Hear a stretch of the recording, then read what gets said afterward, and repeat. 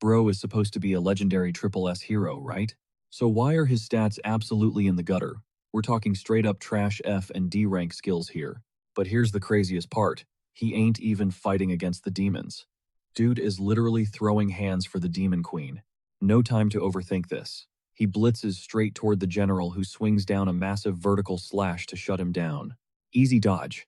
His fist violently crashes into the monster's ugly mug, followed by a brutal gut punch to the solar plexus, but the beast tries to swing back. Our boy smoothly backsteps, realizing this ugly albino pig monster barely even flinched. The beefy monster charges in, which is exactly the trap our guy set. He leverages the beast's massive weight, comboing it with the slick technique. The demon commander practically drilled into him. He reads the creature's forward momentum like a book and delivers an absolute bazooka of a strike straight to the gut, burying his fist deep past its ribs, triggering instant devastation. Up in the stands, the holy saint is utterly mind-blown. She literally can't comprehend what she just saw. The pig beast slumps to the dirt, sporting a massive crater right through its chest. Our guy just casually raises his arm. And off to the side, the Demon Queen is genuinely shook. She can't believe how insanely overpowered this legendary hero has gotten in just 2 months, especially since he's working on her payroll. Dude is leveling up at a terrifying pace, one that could seriously wipe out the entire demon race. So, how exactly did a legendary Triple S hero become a corporate slave for the bad guys? Let's rewind.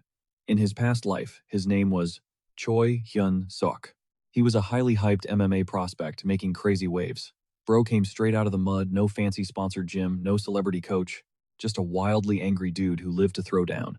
And all that grinding finally paid off when he booked a massive championship title fight for the following month. We're talking life-changing money. Enough cash to finally wipe out his sister's debt and move his mom into a legit nice apartment. But, spoiler alert, he never made it to the octagon. Walking home from training, the infamous heavy-duty truck claimed yet another victim, adding to its undefeated kill streak. Boom, lights out. Next thing he knows, he forces his eyes open in this totally bizarre floating space, when suddenly a portal rips open, and an angel steps out, heavily stacked up top and making the most absolutely clueless, goofy face. She hits him with the classic, "Hey, so, you're dead." She introduces herself as Raquel and casually mentions she's scouting for souls who just flatlined on Earth. Noticing her massive assets, our guy gets a bit distracted. He blushes and steps closer to ask what's up, but she totally cuts him off, dropping 2 choices on him. Option A, accept his death and get reincarnated as an absolute nobody loser. Or option B, get isekai'd to a fantasy world and live the ultimate dream life. Literally scoring top-tier babes left and right as an insanely overpowered Triple S ranked hero. However, dude ain't stupid. He instantly senses a trap and says he needs a minute to process this sketchy deal. The angel completely ignores him, aggressively pushing that this is a once-in-a-lifetime VIP pass, rambling on and on about all the perks. RMC sees the red flags. The offer is just way too good to be true.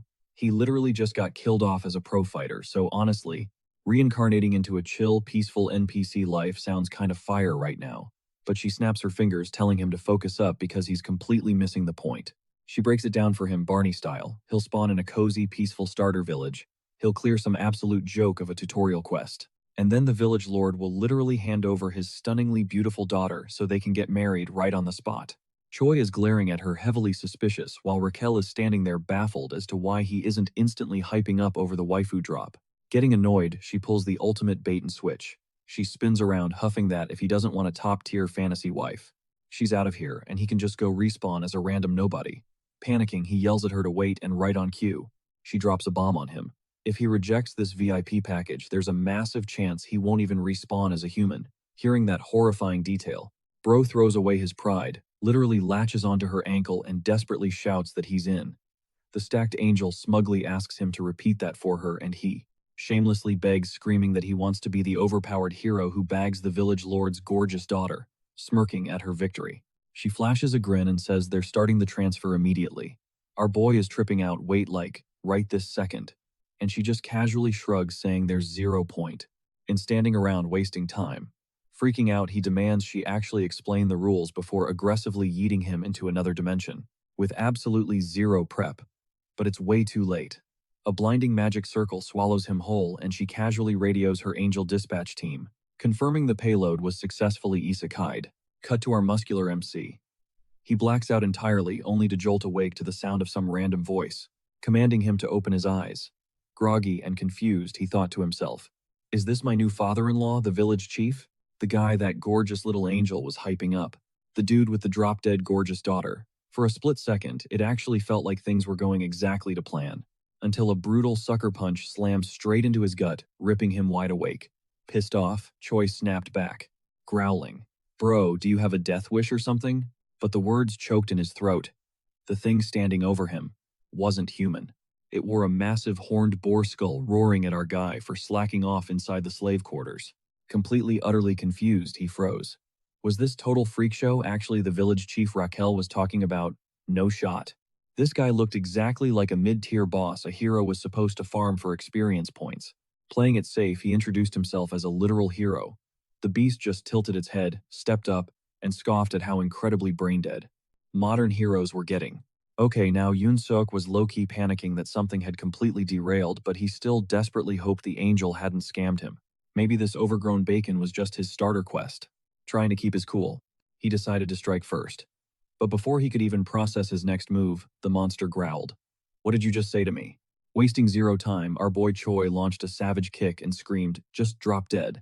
He felt totally hype about that strike. For exactly 1 second. Then the beast caught his leg midair. Smirking down at him, it sneered.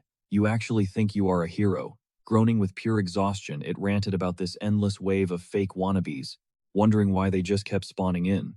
Our main character was completely paralyzed while the monster cracked its knuckles and laughed, bragging that a solid beatdown would fix his attitude real quick. Fast forward while our handsome dude adjusted to a pitch-black cell, violent banging echoed from outside. Some guy was screaming to bust the door wide open, demanding a salty runback with the bull-headed freak. The heavy door swung open, revealing a totally raging goblin gripping a blade. He shrieked at the loudmouth prisoner, threatening to boil his flesh and turn him into stew if he didn't zip it instantly. Absolutely terrified, the guy frantically swore to shut his mouth. Once the goblin finally dipped, our guy started grumbling about this so-called aesthetic fantasy world. He was spiraling, wondering where the heck everything glitched out. And worst of all, he was terrified of getting a game over with absolutely zero riz. Out of nowhere, a voice called out through a tiny crack in the cell wall. Our boy cautiously asked who was there, and the dude dropped his stats, claiming to be a senior hero who was about to pop off on his own grand journey. He dropped the heavy lore they were currently locked up inside a Demon King's military fortress, where humans were purely treated like literal slaves. Peeking through the tiny window, he was shook to spot a fellow Korean. Throwing some respect on his name, he asked how they even got dragged into this absolute mess. Totally amused by his polite vibe, the guy cracked a joke, then suddenly hollered at the rest of the block, shouting to see if the self-proclaimed heroes were still breathing. Dozens of voices echoed back from the shadows, every single one claiming the hero title.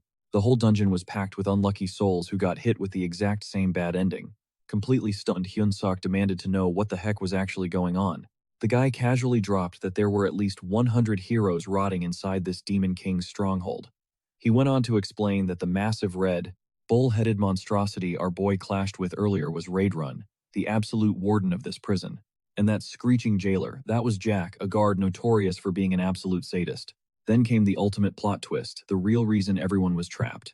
It was all Raquel's fault. That so-called angel. Our guy just stared into the void as the man aggressively trashed her name, calling her a straight-up demon in disguise.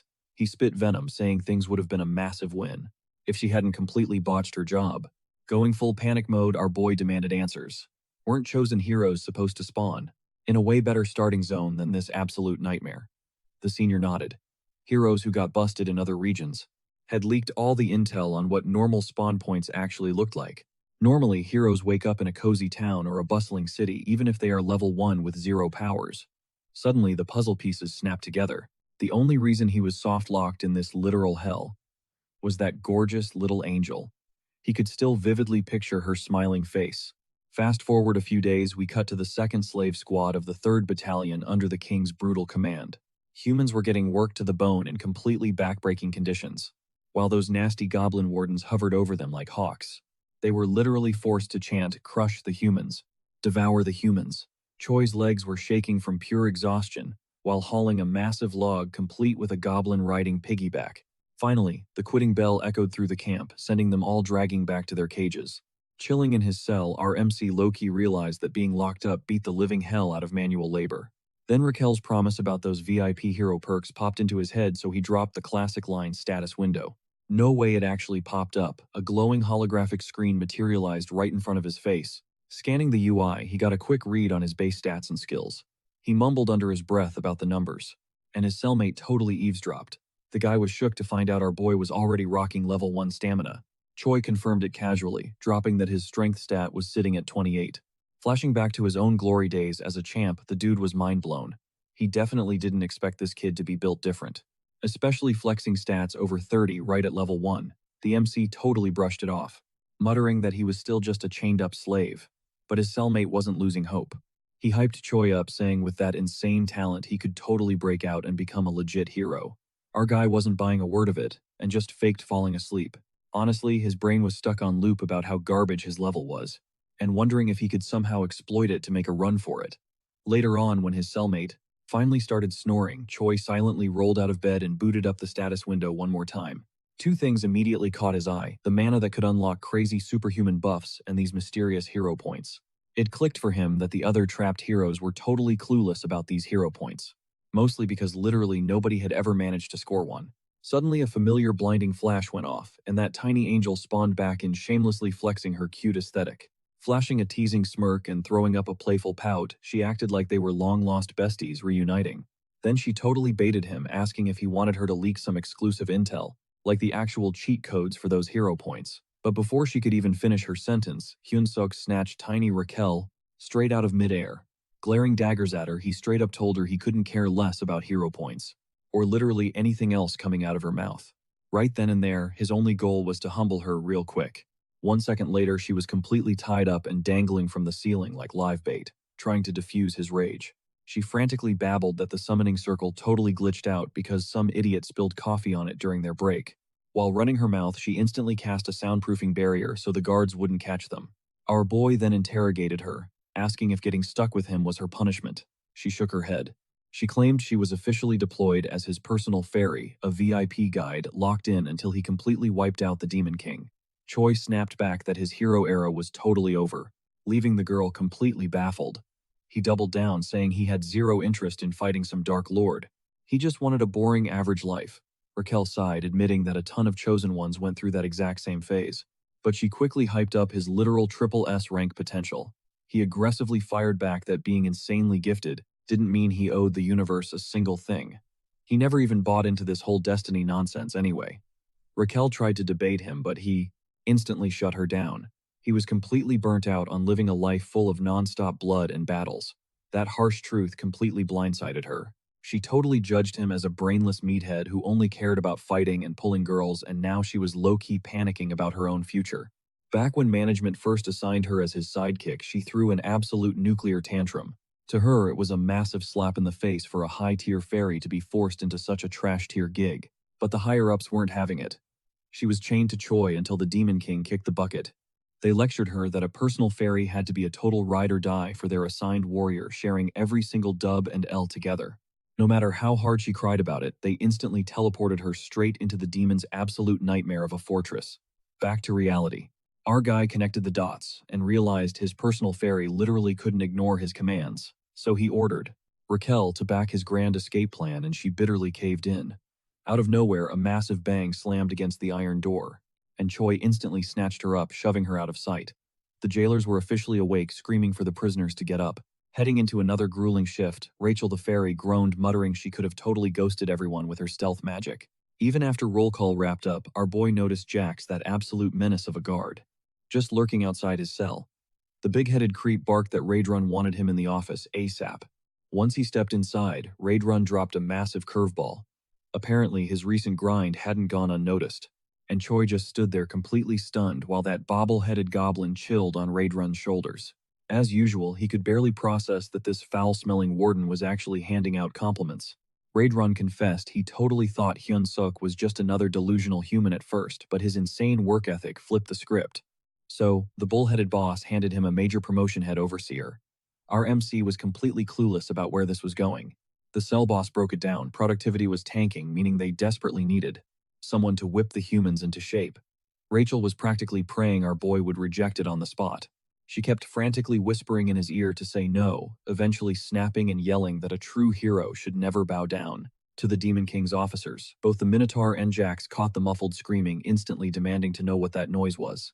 Thinking on his feet, Hyun-sok screamed out that he would take the gig and make those humans work their fingers to the bone. Just to sell the lie, he bowed so aggressively his forehead actually slammed into the desk. The boss absolutely ate it up even, admitting the kid was starting to grow on him. He even took it a step further, dangling a juicy promise of a special recommendation to officially join the king's army if he kept up the stellar hustle. The boy was formally dismissed, but inside absolute misery.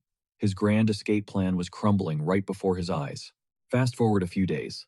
The humans were sweating and chanting work songs while our boy strutted around like a total boss. Barking at a dude for slacking off, he roasted the guy, claiming his own grandma could mine faster than that. Given how he was acting, you would think he felt right at home in the Demon King's ranks. Right then, a system prompt popped up confirming his hidden skill. Charisma had leveled up thanks to his hands-on leadership experience. He randomly blurted out that running the labor camp was freaking awesome. The other prisoners just exchanged nervous glances. Dead certain he had finally lost his marbles and started whispering behind his back. The fairy, however, chewed him out, warning him this act was going to drag them into deep trouble. Choi just brushed it off, telling her to trust the process. Then, he smugly threw in that a tiny sparrow like her could never comprehend a majestic phoenix like him. The second a worker collapsed to his knees, our MC ruthlessly ripped into him. Suddenly, the system pinged, letting him know Raidrun's favorability stat had just spiked. Our boy threw up a dramatic salute and shouted his thanks, swearing absolute loyalty at the top of his lungs. Rachel completely lost it, screaming that his one job was to break out and secure their freedom. Scratching his head, Hyun-seok awkwardly argued he was literally just following the system. If he was a hero, then playing by the system's rules was a no-brainer. She fired back, insisting it was beyond ridiculous for a so-called hero quest to involve kissing up to a demonic military officer. He stood his ground, swearing he wasn't capping, and even offered to read the quest log out loud. It kicked off like this: you who ended up locked inside the Demon King's fortress. Thanks to some idiot's blunder, Rachel cut him off right there. She argued that zero legit system messages would ever sound that unhinged and casual, since they were programmed to be strictly neutral and objective. He just shrugged it off, guessing that maybe an SSS rank hero system just operated on a whole different wavelength. Flashback to last night. The gorgeous fairy was raging mad after seeing how fast he snatched up that overseer gig. He snapped back that she was the crazy one. Then boom, out of nowhere, a system prompt flashed in his face. It read, "You stuck in the Demon King's fortress because of some moron's mistake, are probably feeling as annoyed as finding an empty toilet paper roll. But this is also a golden opportunity to become a legit hero. Earn the favor of the Demon King's officer Raidrun and bag 100 hero points." Choi had been totally thrown off, but quickly realized this was his only actual way out. So flash forward to now, while the captive workers broke their backs. He forced them to belt out the anthem of the Demon King's third core. Rachel was seriously bugging out, because only god-tier beings had the power to alter quest objectives. She couldn't wrap her head around why anyone would pull a stunt like that. Right on cue, that big-headed goblin popped back up, motioning for Hyun-sok to follow his lead, straight to the boss's office. The big guy practically showered him with praise for skyrocketing the slave's work rate. Playing the humble card, our boy smoothly credited everything to Raiden's brilliant leadership. The fairy girl scoffed hard, completely convinced that this cheap brown-nosing would totally flop. But, plot twist, the bull-headed boss ate it right up. The system flashed before his eyes, announcing our muscle-bound MC just smashed his milestone. Boom, hero quest cleared. He instantly bagged 100 hero points and unlocked the beginner's hero shop. Both of them were absolutely shook that his wild gamble actually paid off. Now, with the boss's favorability maxed out and everything sailing smoothly, our MC decided to kick off Phase 2. He pitched a bold idea to the warden, asking for the green light to start drilling the human slaves like an army. Raidrun raised an eyebrow, demanding to know why. Choi fired back with his master plan. Picture this: hyper-disciplined slaves grinding together and every single guy pumping out the workload of 3-0 slacking allowed. He hyped it up, claiming this insane efficiency would get the entire fortress built in exactly 1 week. The warden wasn't buying it, arguing humans were way too fragile to juggle hardcore training and heavy labor. But our guy held his ground. He dangled the ultimate bait, saying the Supreme Commander himself would shower the bull with praise if they pulled this off. That hit the jackpot. Training approved. Cut back to the cell, Raquel was spiraling into pure despair. She bawled her eyes out, screaming that her supposed hero had totally lost his marbles. First bending the knee to the Demon King and now literally training up their slave workforce. Annoyed by her nonstop crying, our boy snapped at her to zip it confidently, declaring he already had everything figured out. The sassy fairy, still super sus, demanded to know if he was just baiting her again. Hyun-sok flipped the script on her, asking if she honestly thought he was a scammer like her. Then he dropped the real bomb. He was going to use this slave army to spark a full-blown riot. Do the math. They had roughly 3,000 human slaves locked up here, going up against a measly 500 demon guards, plus a human alliance outpost was practically right next door. The second the chaos popped off, they could radio for backup. Hearing this masterclass strategy, the little fairy's doom and gloom instantly flipped into pure awe. She smirked, admitting he wasn't quite the blockhead she thought he was. Moving on, Choi eagerly swiped open his system to check out that sweet mission loot. Still side-eyeing him, Raquel asked if he actually copped real hero points or if this was just a glitch. Our boy smirked, confirming it was 100% legit. He flexed that his brand new hero shop was finally unlocked and cracked it open. He scrolled through praying for a game-changing power-up, something epic that would finally give him that main character energy. But the second the menu loaded, his jaw literally dropped. The absolute trash tier skills included holding breath, a pathetic F-rank perk for basic lung control, and literally holding crap, a skill that just boosted your bladder control to avoid bathroom breaks. Our guy snarkily muttered that holding your poop should honestly be an SSS tier ability, especially when disaster strikes in public. The rest of the list, basic chores like cooking, scrubbing, and doing laundry, absolutely fuming. He screamed at the system, demanding to know how any of this garbage screamed hero material. Cracking up at his misery, Raquel smugly explained the shop was currently sitting at a measly level 1. She promised that if he grinded out more points and leveled up, the actual god-tier items would drop later. Still salty as hell, our musclehead barked at the fairy to zip it, branding her a straight-up scam artist. Cut to the next morning, the massive slave line was already saluting the big boss. As Choi aggressively barked orders, forcing them to chant the Third Corps military anthem with a single hand wave. The chorus dropped. We, the mighty Demon King's army, crush the humans, we devour the humans. Forget your pain when you hunt them down. Nothing in this world tops the Demon King's glorious love. The bull-headed warden watched this masterpiece unfold, extremely smug that giving Choi the reins had completely paid off. But suddenly, the office door slammed open, and Jack burst into the room, sweating bullets with massive breaking news. The human forces were heavily marching right toward their fortress. The 8th Division, literally the most massive squad in the sector, had already been brutally ambushed and forced into a messy retreat.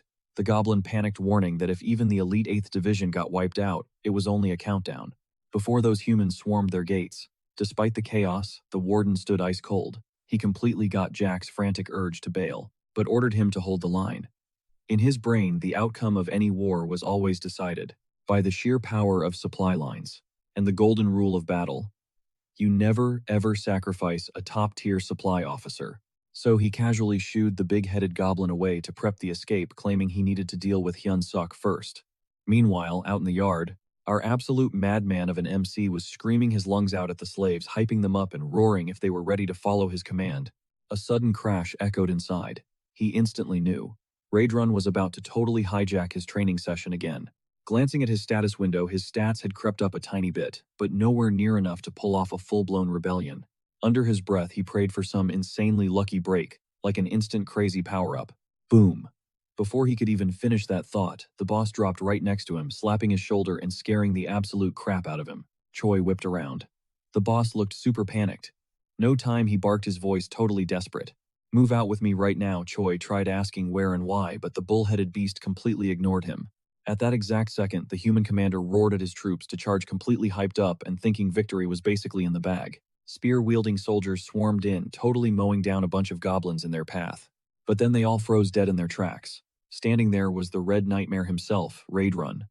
The commander instantly lost it, screaming for a full retreat, and ordered the knights to take the front line. But the troops were already too hyped, blindly charging forward on pure adrenaline. Watching the absolute chaos unfold, our boy started putting the pieces together. Why were human soldiers here? Maybe he could totally exploit this. Backstab the Demon King's commander, and casually stroll back into human society as a massive hero. Suddenly, a soldier screamed, "Drop dead Red Nightmare," and launched himself straight at the boss. Raidrun just casually palmed the dude's head and crushed it like a grape. Our MC was absolutely paralyzed by the sheer horror. Next up, the bullhead unleashed his ultimate martial art move number 7. He slammed the guy's face into the dirt and followed up with a massive area of effect strike, the explosive destruction wave. The ground literally shattered, blasting the human soldiers miles into dust. Settling, Raidrun turned to Hyunsok.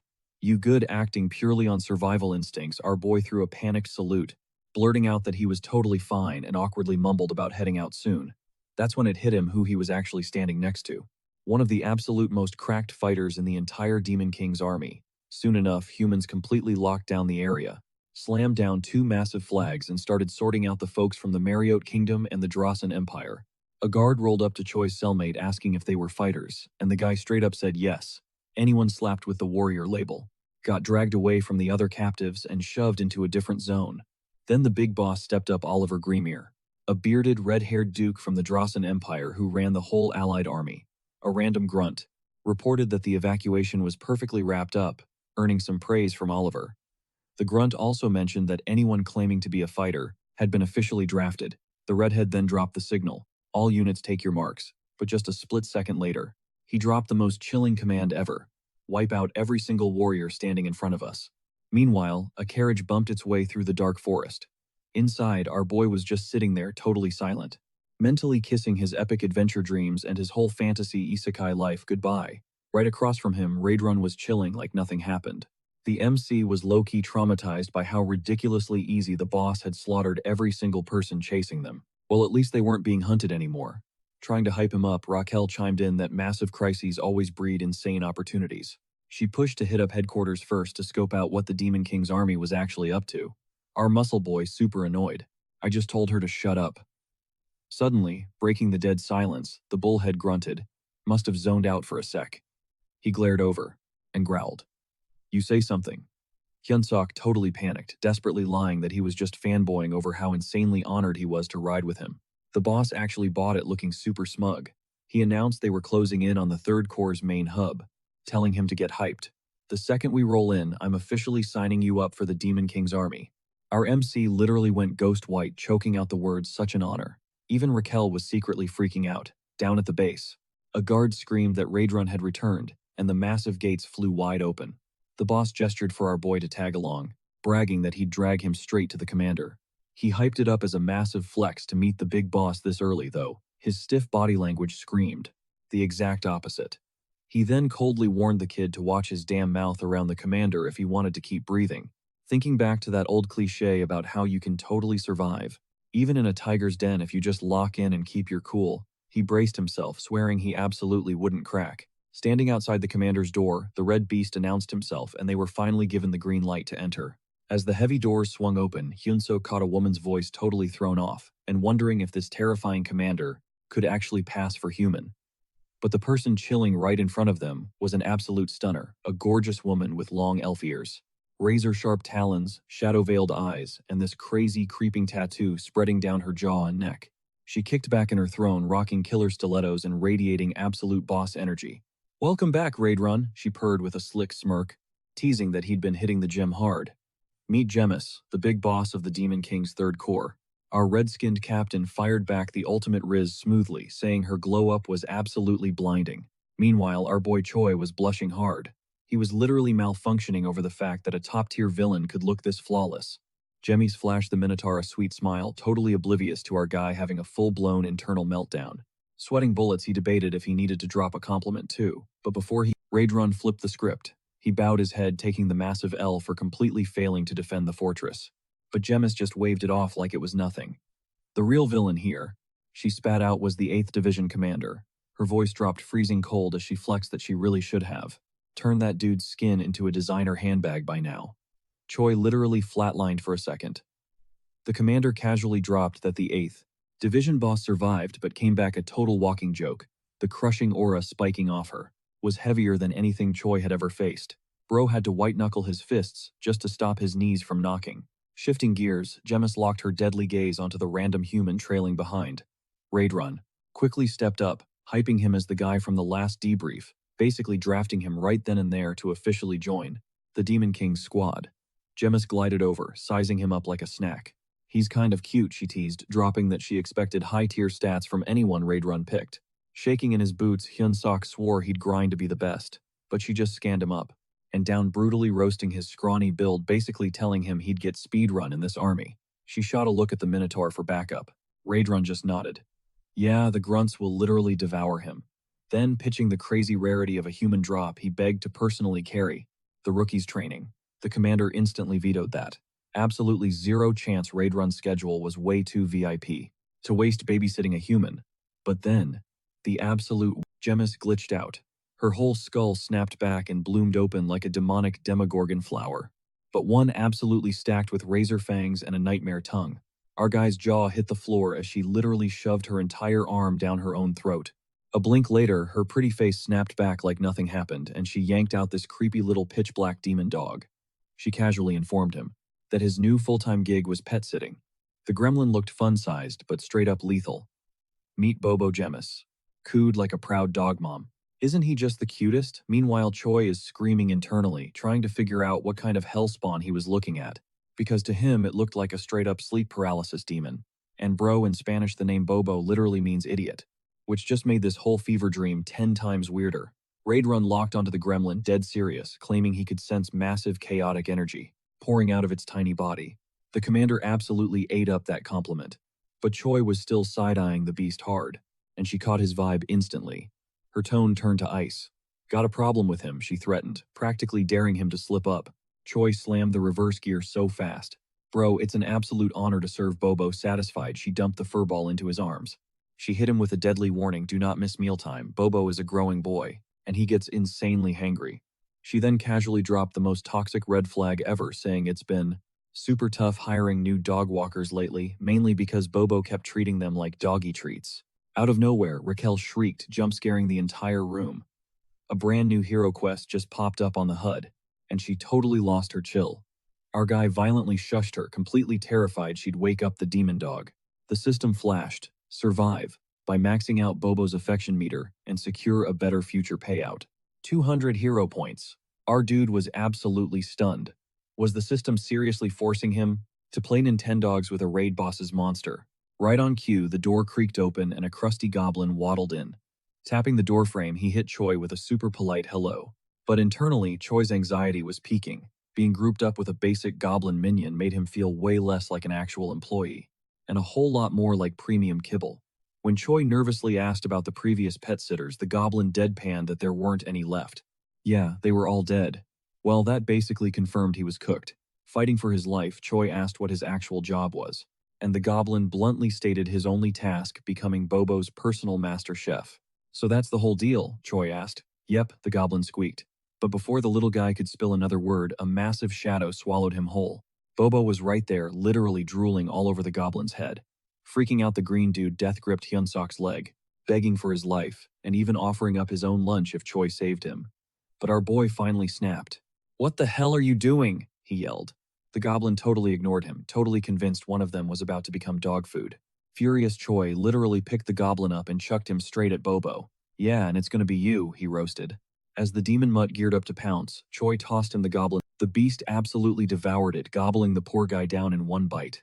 Our MC and Raquel just stood there totally paralyzed, watching Bobo happily chow down. Fast forward, and now it was Raquel sprinting for her life with Bobo hot on her heels. She screamed bloody murder for backup, but Hyunsok just casually yelled back, "Hey, don't run too much, you're just gonna make him hungry again." Right then, our guy spotted a brand new item drop in the shop, an extra-large bone. It was guaranteed to lure dog-type monsters and make them friendly, all for just 30 hero points. Acting fast, he whistled for Bobo and flashed the bone. The second he yeeted it, the demon dog's eyes lit up like fireworks and he sprinted after it. Meanwhile, the fairy was absolutely gasping for air from flying so hard. She started whining that he should have pulled that trick way sooner. Smirking, Choi clapped back. That's just because my brain actually processes the fine print, babe. He figured the quest was going to be a breeze after that, but boy was he dead wrong. Out of nowhere, Bobo lunged right at his throat. He barely dodged and the beast shredded the edge of his shirt. Reality check hitting hard, he realized a plain bone wasn't going to cut it. The monster was craving fresh meat. Raquel looked at him like he was crazy, asking if he seriously planned to take this literal demon outside. Hyunsok froze, sweating bullets as the beast bared its fangs at him. Completely panicked, he just blurted out the first magic word that popped into his head to calm a dog down. Walkie's Bobo froze instantly. The killer instinct vanished, totally replaced by pure tail-wagging golden retriever energy. He literally tackled the MC with a hug, making Choi let out a massive sigh of relief. Once they hit the streets, Our guy desperately tried to track down the kitchen, but he was completely clueless, and Bobo was basically dragging him around like a rag doll. Raquel scanned the area and admitted she couldn't smell a single trace of food. Then she spotted a random goblin and suggested they just ask the guy for directions. Choi walked up, and the goblin looked super confused to see a human. But out of nowhere, the pet snapped right back into psycho killer mode. The poor goblin turned to stone from pure terror. Our MC tried doing damage control, insisting Bobo was just out for a friendly stroll. But the goblin was still shaking in his boots. Like, why the hell was a human walking the boss's pet? When Bobo started licking the dude's face, Choi quickly yanked the leash. Dude, do not eat him. Then he demanded to know where the kitchen was, shaking like a leaf. The goblin pointed left and bolted for his absolute life. Raquel and Choi managed to dip out too, completely stunned, before bursting into tears laughing. The goblin had totally lost his mind, making them seriously question how a scrub like that even got drafted into the demon army. Once they stopped laughing, Hyun-suk locked back in. He still needed to score some meat from that kitchen. Raquel pressed him on his actual game plan. Like, was he really planning to be a dog dad forever? He scoffed. Hell no, I've got way bigger dreams than that. He spun around and Bobo was literally gone. Sheer panic hit him like a truck, draining all the color from his face. Where the hell is that dog? Pure unfiltered dread washed over Choi. Bobo was a walking disaster, and taking his eyes off him, even for a split second, was a massive screw-up. Raquel scanned the hallway and pointed ahead. There was the giant mutt casually trotting right back toward them. Our MC let out a massive breath and snapped. Bro, you just gave me a freaking heart attack. Bobo strutted back, looking totally pleased with himself, but his mouth was dripping with fresh blood and his belly was bulging. Suddenly, alarms blared and screams echoed out. Commander Regis was dead and someone was screaming for blood. Choi's blood ran cold. Raquel pointed a shaky finger at the demon dog, whispering, "Oh my god, he totally killed him." A squad of goblin guards swarmed the hallway, and our duo bolted, gasping for air. The fairy started crying. "Are we gonna die?" The MC just barked back, "Shut the hell up and run." They slammed straight into a dead end, instantly surrounded by screeching goblins. One of them roared that he was gonna rip Choi's arms clean off. Like scarfing down chicken wings, another demon whined that the commander was already fully digested, wondering what he tasted like. A third one barked that they should just rip the kid and Bobo to shreds and split the meat. Our main guy swallowed his panic, put on a brave face, and snapped back. "How dare you?" He was massively outnumbered, so he had to cook up a plan fast. Hoisting the little pet up in the air, he demanded to know if they even recognized this fearless creature. The goblins just blinked, totally clueless, assuming it was some random stray monster. Hearing their whispers, Choi faked his outrage and went off on them. He proudly announced that this cute, but absolutely deadly beast was none other than Bobo. The goblins froze. They all knew Bobo was Commander Emmis's personal pet, but they figured this was just another sneaky human trick. Still, a few started sweating, wondering if he wasn't bluffing. Our boy doubled down, demanding to know how they dared to disrespect the commander's pet, calling it an absolute disgrace. The guards started second-guessing themselves because he sounded so insanely confident. Keeping his cool, he ordered Bobo to show them full beast mode. The little guy instantly delivered, turning totally feral with thick drool dripping from his jaws, looking totally ready to catch a body. Choi glared at the crowd and roared, "This is Bobo." Then he dropped the command, "Bite his face off." Bobo screeched and launched himself at the closest goblin. Blood sprayed everywhere as the tiny terror absolutely shredded him to pieces. Choi watched the bloodbath and shrugged indifferently. An unmuzzled dog really leaves a mess, huh? By the time Bobo was done snacking, nothing but bare bones were left. Our boy stepped up to the terrified mob and smirked. "Anybody else want to question who Bobo is?" The goblins immediately started groveling, practically crying that they didn't realize it was actually the VIP pet. Right on cue, a system alert popped up. It read that his insane aura had successfully terrified a pack of demons, boosting his hidden charisma stat. He smirked, loving the free power-up. But then a voice cut through the tension from right behind him, chill but heavy with authority, asking what all the commotion was about. It was Commander Emmis. She took in the bloody scene with absolute amusement, joking that her cute new pet was putting on a whole circus act outside. Choi's blood ran ice cold. Surviving her in the office was nerve-wracking enough, but getting caught out here felt like a straight-up death sentence. The commander just chuckled, totally entertained that our MC had shamelessly name-dropped her and used Bobo as a meat shield to survive. He immediately dropped into a deep bow, confessing that he had crossed a massive line. But she just raised an eyebrow, genuinely confused, because she was actually trying to hype him up. She totally vibed with how quick and street-smart he was, especially compared to the brain-dead demons in her squad. "You've got guts too," she added with a wicked smirk.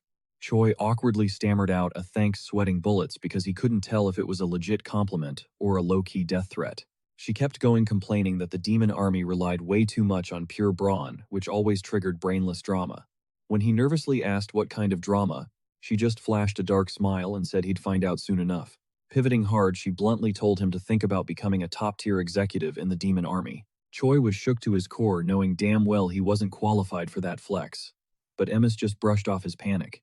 "You can't just hide behind my name and Bobo forever." She dropped the reality check. She broke down how the military ran on ranked death matches, meaning the winner literally steals the loser's rank. The commander gave him a hard deadline, exactly 1 month, to prep for a brawl. If he clutched the win, she'd grant him plot armor for another 30 days. If he kept catching W's, he could actually level up to battalion commander and stop being completely useless. Our boy gulped and asked what happened if he took an L. She stared daggers and said, "You'll wish you had died in the arena." The message was crystal clear: losing was a fate way worse than death. Backed into a corner with zero options, our MC locked in and accepted, and the busty commander didn't even waste a second locking in his first opponent right on the spot. Raquel let out a massive sigh, joking that she'd probably be planning his funeral in 30 days. He shot her an absolutely lethal glare, reminding the little fairy that she was the one who hyped him up as a triple S rank prodigy. She just shrugged unapologetically. "Potential just means maybe, bro. Nothing is guaranteed." The kid roasted her back, complaining that for a magical fairy, she had zero supportive energy. While fuming over her disrespect, he suddenly noticed the massive double doors right in front of him were splattered with fresh blood, and he gulped, seriously questioning if this nightmare room was actually the kitchen. He cautiously nudged the heavy doors open. Waiting inside was this absolute unit of a red-skinned demon. The big guy introduced himself as Kulkan, head chef for the demon army, and demanded to know why he was trespassing. Hovering by the entrance, our boy admitted he just needed to score a quick snack for Bobo. The head chef narrowed his eyes, clocking that the mascot had already burned through yet another caretaker. But Kulkan shut him down instantly, leaving our guy completely stunned. The demon flat out said he had zero reason to help some random human. Commander Jemmy's only order was strictly not to unalive him. Panicking, Hyun-sok begged to strike some kind of deal, pushing the fact that the grub was literally just for Bobo. After mulling it over, the chef finally threw him a bone. If he wanted meat that badly, he'd have to hunt it himself, just like the goblin crew. Hyun-suk's face totally drained of color. He side-eyed the goblins. They were hacking away at chunks of meat that looked way too suspiciously like their own kind. Right then and there, it clicked. Kulkin's twisted version of hunting was a million times worse than he ever imagined. Cut to a few minutes later, and Choi was standing dead in his tracks, staring down a humongous mutated boar. The demons casually mentioned this beast was on the menu if he could actually take it down.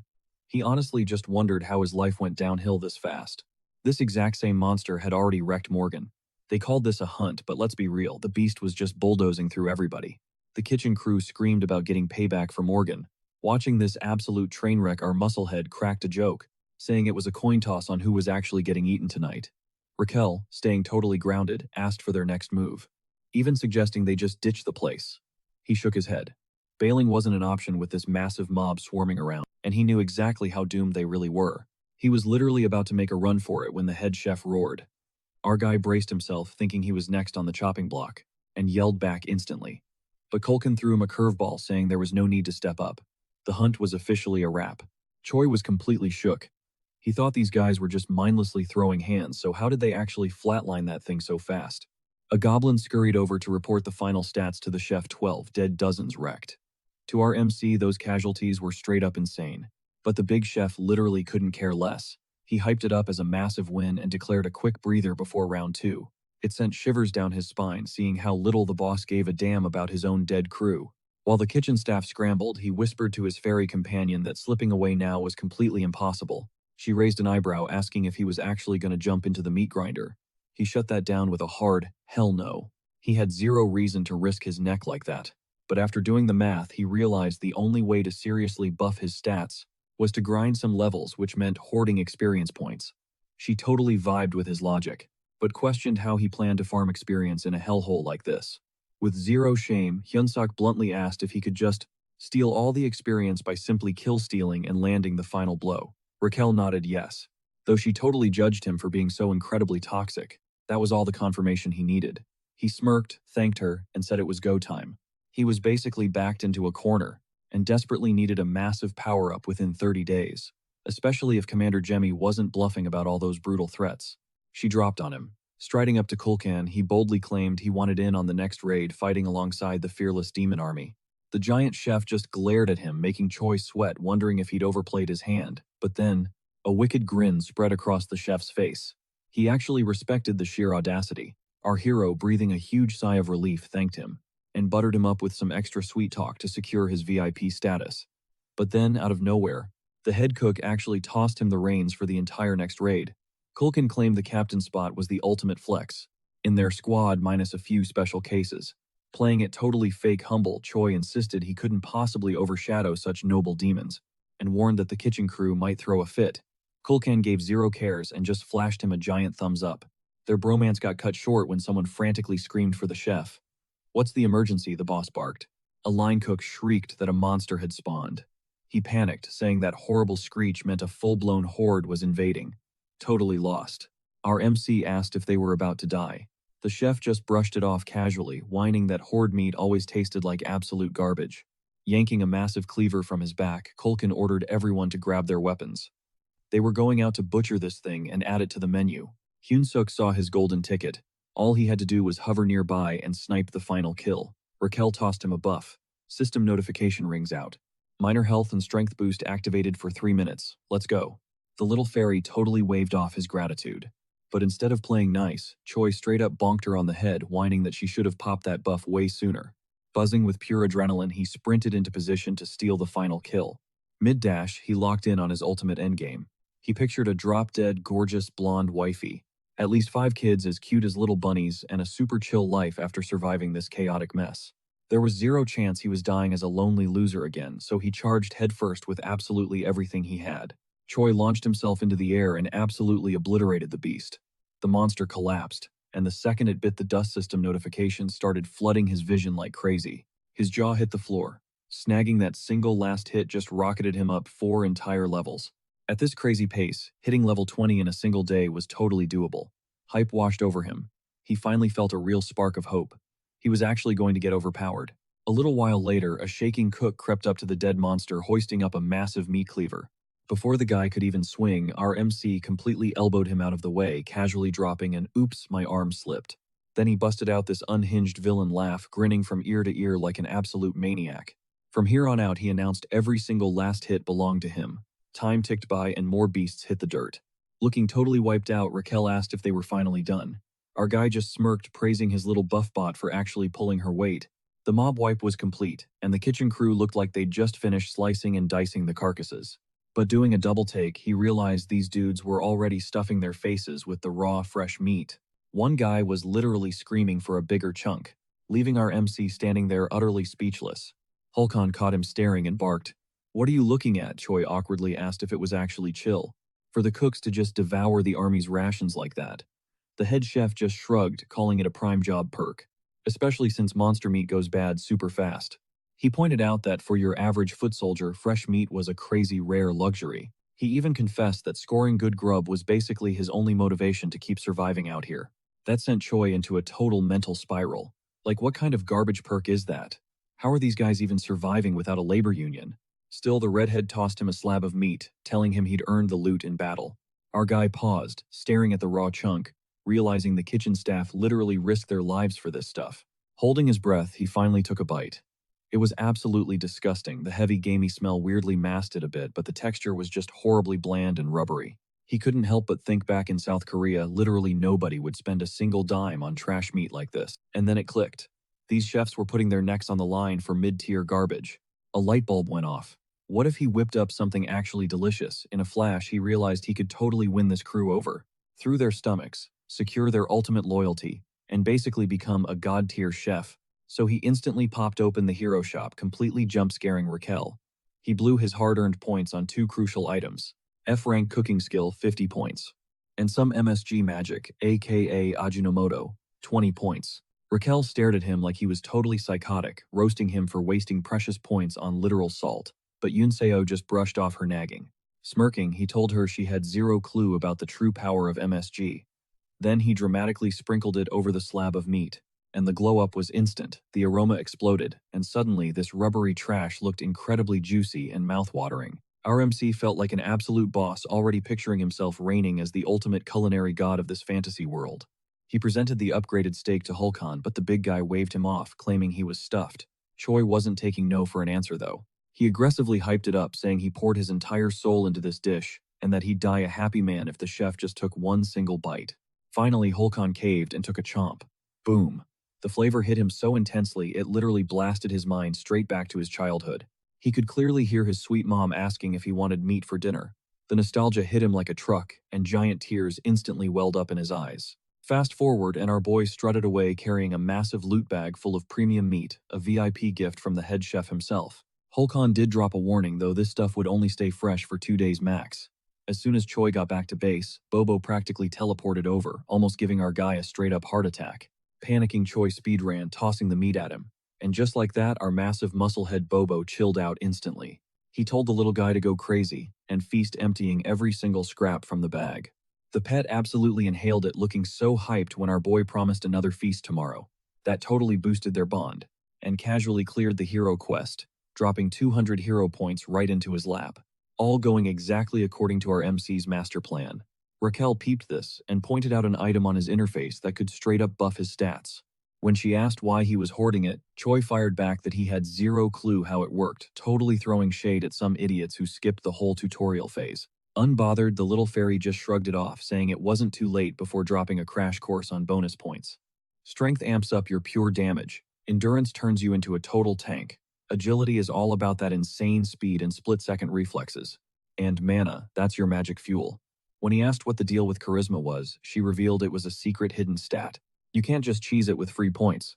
You actually have to grind it out through hardcore training. She advised him to balance out his build, but Hyunsuk wasn't vibing with that. He figured going full muscle head-on strength was the ultimate play. Raquel looked shocked, warning him that while raw power carries the early game, mana becomes absolute endgame survival. A body supercharged with magic is leagues better than a dude, rocking nothing but raw muscle. Our boy swapped his build around and asked if he cooked. The fairy scanned the setup and admitted it was actually pretty decent, then told him to hit up the shop for a basic mana control skill. Intrigued, Hyunsuk asked what the catch was, and Raquel explained it's literally the baseline trick to not blowing yourself up with magic. She guessed it would run him about 100 hero points.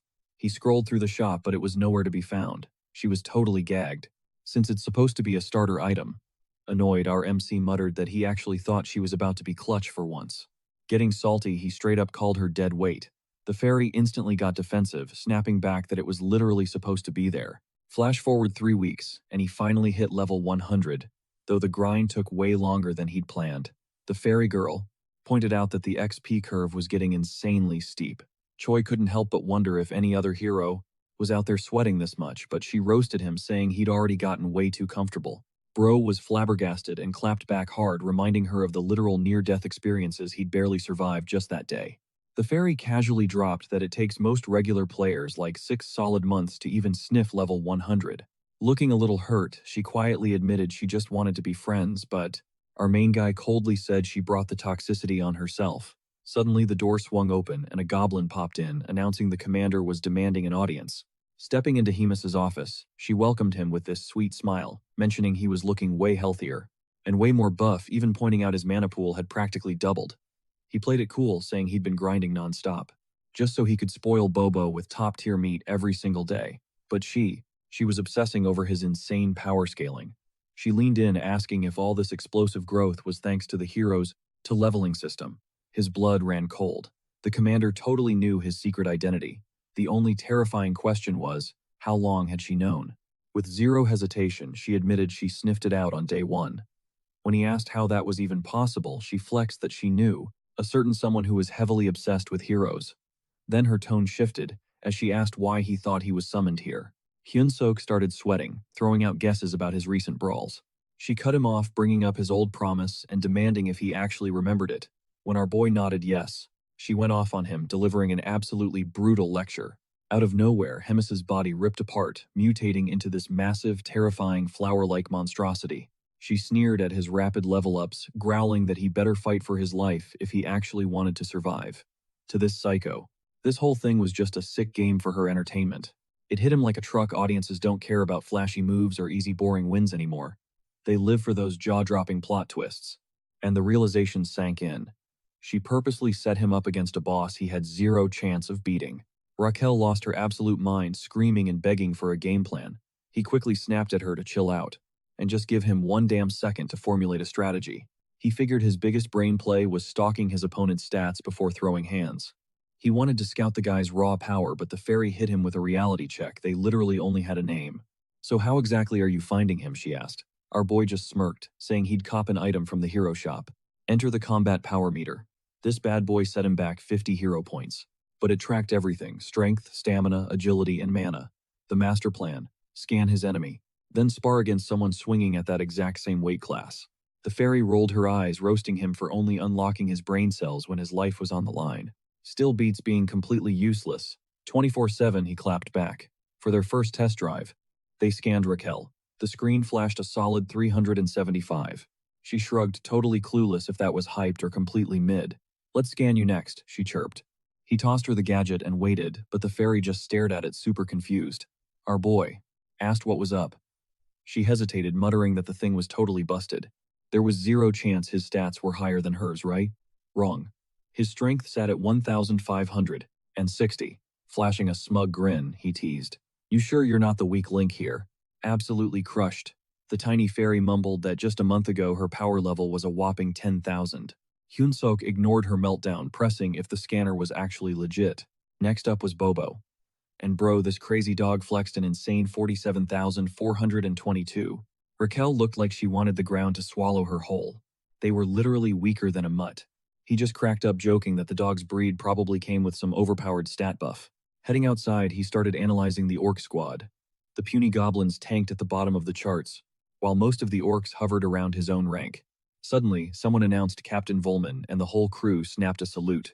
As the big boss strolled past, he snuck a scan. Boom. A massive 14,300. Doing the math, our boy figured anyone breaking the 10,000 mark was straight up commander tier.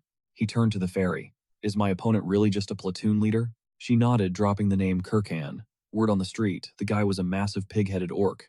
The proto ran the numbers. A platoon boss should cap at around 3,000. So if he grinded a few more levels, he actually stood a chance. Locked in, he hunted Kirkan down. But when he finally spotted him, the scanner flashed 6,670. 1. Raquel didn't sugarcoat it. "Yeah, they're literally sending you to the slaughterhouse." Right on cue, a glowing hero quest popped up for Hyunsuk. The system flat out roasted him, saying his survival odds were practically 0%. But hey, doing the impossible was kinda his whole brand, so it threw him a bone. The mission hit 3,000 power in 1 week for 300 hero points. He scoffed at the insane timing. "Is the system low-key stalking me?" he muttered. Whatever. He mashed accept. It was do or die time, and he wasn't planning on packing it up today. He had to outlive his watcher and Emmis if he wanted to keep breathing. Flash forward to the next morning, our guy strutted into the kitchen. He made sure all eyes were glued to his drip. The head chef zeroed in on his new glasses, asking where he snagged them. Playing it cool, the proto just lied, saying he saw the squad rocking them and copped a pair himself. The redhead just shrugged it off as some weird Gen Z aesthetic, pivoting hard. He told Hyunsuk to gear up for the hunt. But our boy secretly scanned the chef, and the number nearly made him choke. 35,230. He was totally mind-blown. That was way beyond captain-level stats. Then it clicked. The entire kitchen crew was stacked, probably from brawling demonic beasts 24/7 just to get ingredients. A light bulb went off. If he could spar with one of these absolute units, he'd be totally ready for his death match. So Choi stepped up. He asked the head chef for a sparring match, claiming he needed the XP to pull his weight. The orc totally brushed him off. He scoffed, saying the kid was already carrying hard for a human and didn't need to sweat it. But our boy wasn't backing down. He dropped a sneaky threat: let him spar or he was hoarding all the prime cuts of meat for himself. Kulkan finally caved, telling him to pick his opponent later. But as the kitchen crew geared up to roll out, their jaws literally dropped, hearing that our boy actually wanted to throw down with Golbug. This dude was a total unit sitting at 2,620 combat power, and everyone basically assumed the MC was about to get deleted. The goblins instantly started whining. Absolutely terrified of losing, Kulkan barked at them to shut up. He gave Golbug a hardcore warning: do not kill Choi and seriously hold back. The big guy, looking like there was absolutely nothing going on behind his eyes, just nodded. But the head chef obviously wasn't buying it. The sparring match kicked off. Locked in and completely unbothered, our MC dashed straight at the massive orc. Meanwhile, Goldbug was mentally sweating, just repeating, "Don't smash him, don't smash him." The split second that giant fist swung down, Choi violently sidestepped it. He instantly analyzed the boss's attack pattern, realizing this dude fought purely off raw instinct. Exploiting that massive blind spot, Choi launched a brutal counter. Honestly, this whole sequence felt super nostalgic to him, exactly like the street fights he used to dominate back in the day. Boom! 1 second, and it was game over. The MC snatched the W. The goblins were totally shook, rubbing their eyes because the giant got folded so fast, they literally missed it. Even our boy was standing there completely mind-blown. He had actually one-shot the guy with a single kick. That insane upset injected straight confidence into his veins, making him genuinely believe that, yeah, maybe one day he could solo the bigger bosses out there. Cut to the north side of the Black Fortress, right by the Great Forest. Choi was still running that highlight reel in his head. He just casually flatlined an orc with double his stats using just one strike. It proved that combat power is literally just a fake flex, not the actual meta. He knew if he just grinded a little harder, his next match would be a total cakewalk. But right on cue, a goblin scout sprinted up to Kulkan, frantically reporting a massive swarm of Talus up ahead. The red-haired boss visibly cringed, demanding to know if they had accidentally trespassed into Talus turf. Not catching the vibe, Choi asked what the big deal was. Did their meat just taste like trash or something? Kulkan shook his head, admitting the meat was actually high-key fire, and their bone marrow was an elite-tier delicacy. The real issue, Talus always roll deep in packs and go full psycho if you mess with their kids. Choi assumed the raid was getting cancelled, right there, but the kitchen boss was absolutely starving for that rare drop. He commanded the squad to push forward, officially declaring the Talus as today's main course. He ordered a complete wipeout, 0 survivors execute on sight. Now these Talus, straight up nightmare fuel. Picture massive mutated spiders rocking skull armor on their bodies. Being a tactical genius, Choi accidentally shoved a goblin into the line of fire, using the distraction to swoop in, steal the last hits, and farm all the XP. Fast forward a bit, and the crew had literally built a mountain of dead spider monsters. Our MC styled on the final mob and instantly leveled up. Raquel totally roasted him for being an absolute menace at kill stealing. But honestly, taking it as a massive flex, Choi smirked, saying that was exactly why. The kitchen squad was the best class to main. But then, an absolutely suffocating aura nuked the entire zone, catching our boy completely off guard. He whipped around just as some random mob screeched. The Talus Queen just spawned, staring at the massive graveyard of her babies. Her rage went completely off the charts. She let out this deafening roar, putting every single person on notice, desperate to check her stats. Hyun-suk aggressively tapped his scouter glasses, only to realize her combat power was literally glitching the system. It was completely unreadable. Reality check incoming, they had just slaughtered her entire bloodline. He pivoted to ask the head chef for a game plan, but that coward was already doing a full sprint in the opposite direction. He just screamed at everyone to try not to die and regroup. Back at base later, the MC stared at him, thinking about how unbelievably garbage that strategy was.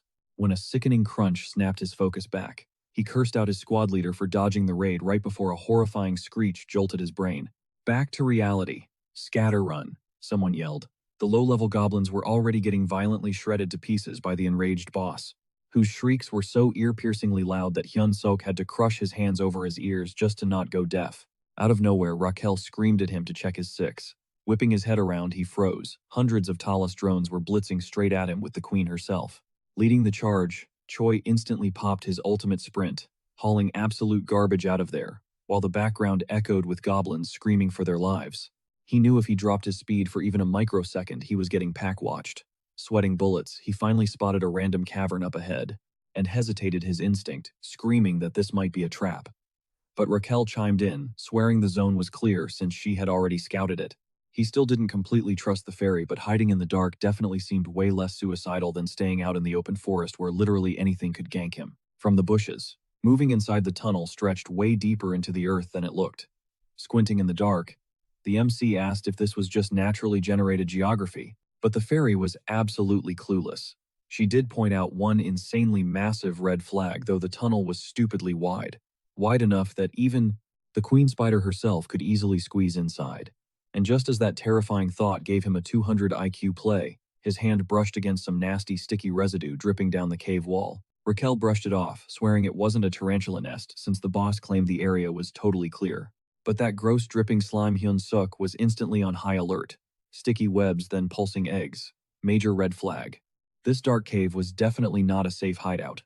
It was a literal breeding ground for those freaks. Just as he was about to nope out of there, a massive full-grown spider lunged right at him and Hyun-suk booked it for his life. The flying fairy frantically yelled, asking if they were even going the right way. "No clue, bro," he yelled back, admitting he was just as lost in this freak show. Suddenly, his foot caught on something slimy, sending him crashing down. Total panic mode kicking in, he blindly grabbed the nearest object and yeeted it at the giant bug. The monster snatched it midair. Wait, an egg. To our boy's absolute shock, the beast completely dropped its aggro, locking all its attention onto the shell. He quickly asked Raquel what the heck was going on. She guessed the talus spider loved it, because it was perfectly round, smooth, and kinda slimy, literally identical to its own babies. Light bulb moment for our MC. He snatched up another egg and started taunting the beast, screaming that he was totally done playing the victim. The giant spider started freaking out. Bingo, the bait worked. Planting his feet like a pro pitcher, Choi hurled the egg across the cave. The monster desperately dove to catch it, completely obsessed. The little fairy pointed out how insanely fast and cracked this mutant boss was moving, then nervously asked what his actual game plan was. Our boy snapped back that beggars can't be choosers when there were literally over 100 eggs scattered everywhere. Still flexing, he kept baiting the spider. Until, crack. One of the eggs shattered. He immediately roasted the monster, claiming he had way better catching skills than this ugly bug. Hyun-suk yelled at Raquel to toss him another one, but she hit him with the worst news. They were down to their very last egg. His face drained of color, as pure panic set in. Oh snap. He had massively screwed up. The creepy humanoid spider unleashed a furious screech and lunged straight for them. He frantically ordered the fairy to cast a buff spell ASAP. The queen was radiating pure rage, but Choi spotted something. She was totally gassed from playing an extreme game of fetch. Grounding his stance, he locked in. This was his one shot. As the Spider Queen charged like a freight train, our MC charged up his ultimate move, the Paradise Reincarnation shot. Instead of dodging, he met the boss head-on and delivered a devastating bone-crushing strike that sent her flying. System pop-ups immediately started spamming his vision, confirming our boy just leveled up. The little fairy rushed over practically in tears, asking if he was okay. Not even capping, he groaned. "I literally feel like I'm dying right now." He weakly added that they desperately needed to find a safe zone, away from the danger. But plot twist, she shyly revealed she actually had some healing magic up her sleeve. He hyped her up, saying those mana points were finally paying off, but she nervously shot down the praise, admitting her heals were super basic and could barely just stop the bleeding. After dumping his shiny new stat points, Choi decided it was time to dip. Sitting at level 108, his stats were looking solid. Strength, 56 plus. 2 agility, 53 plus. 2 endurance, 55 plus. 2 mana, 53 plus. 2. And charisma, chilling at 27. He felt a surge of pride seeing his stats balance out so perfectly, even if he had zero clue how to actually utilize all of them yet. Whatever, he treated it like a long-term investment. Suddenly, a super familiar voice bounced through the cave. It was Kulkan, hyped beyond belief to see our MC still breathing. Choi was like, "Dude, what are you doing here?" the chef explained. He stumbled onto this cave while climbing up, and was just glad they hadn't been wiped out yet. But mid-sentence, the guy absolutely froze, finally processing that they were standing in a literal spider nest. He spotted the mess on the floor, and Choi casually explained they were talus eggs. Hearing that, the redhead's eyes instantly lit up like fireworks. He started geeking out, saying these eggs were an insanely rare delicacy that only ultra-high-tier bosses ever got the chance to taste. Visibly annoyed, our MC yelled at him to snap out of it. They still needed to survive this dungeon. The chef grimly replied that the Spider Queen was probably already lurking inside the cave, and taking her down would straight up require a commander-class fighter, or higher. Totally giving up, he dramatically claimed this egg was going to be his final meal. Just then, voices echoed from the entrance. The rest of the survivors had actually made it up, dragging the head chef along with them.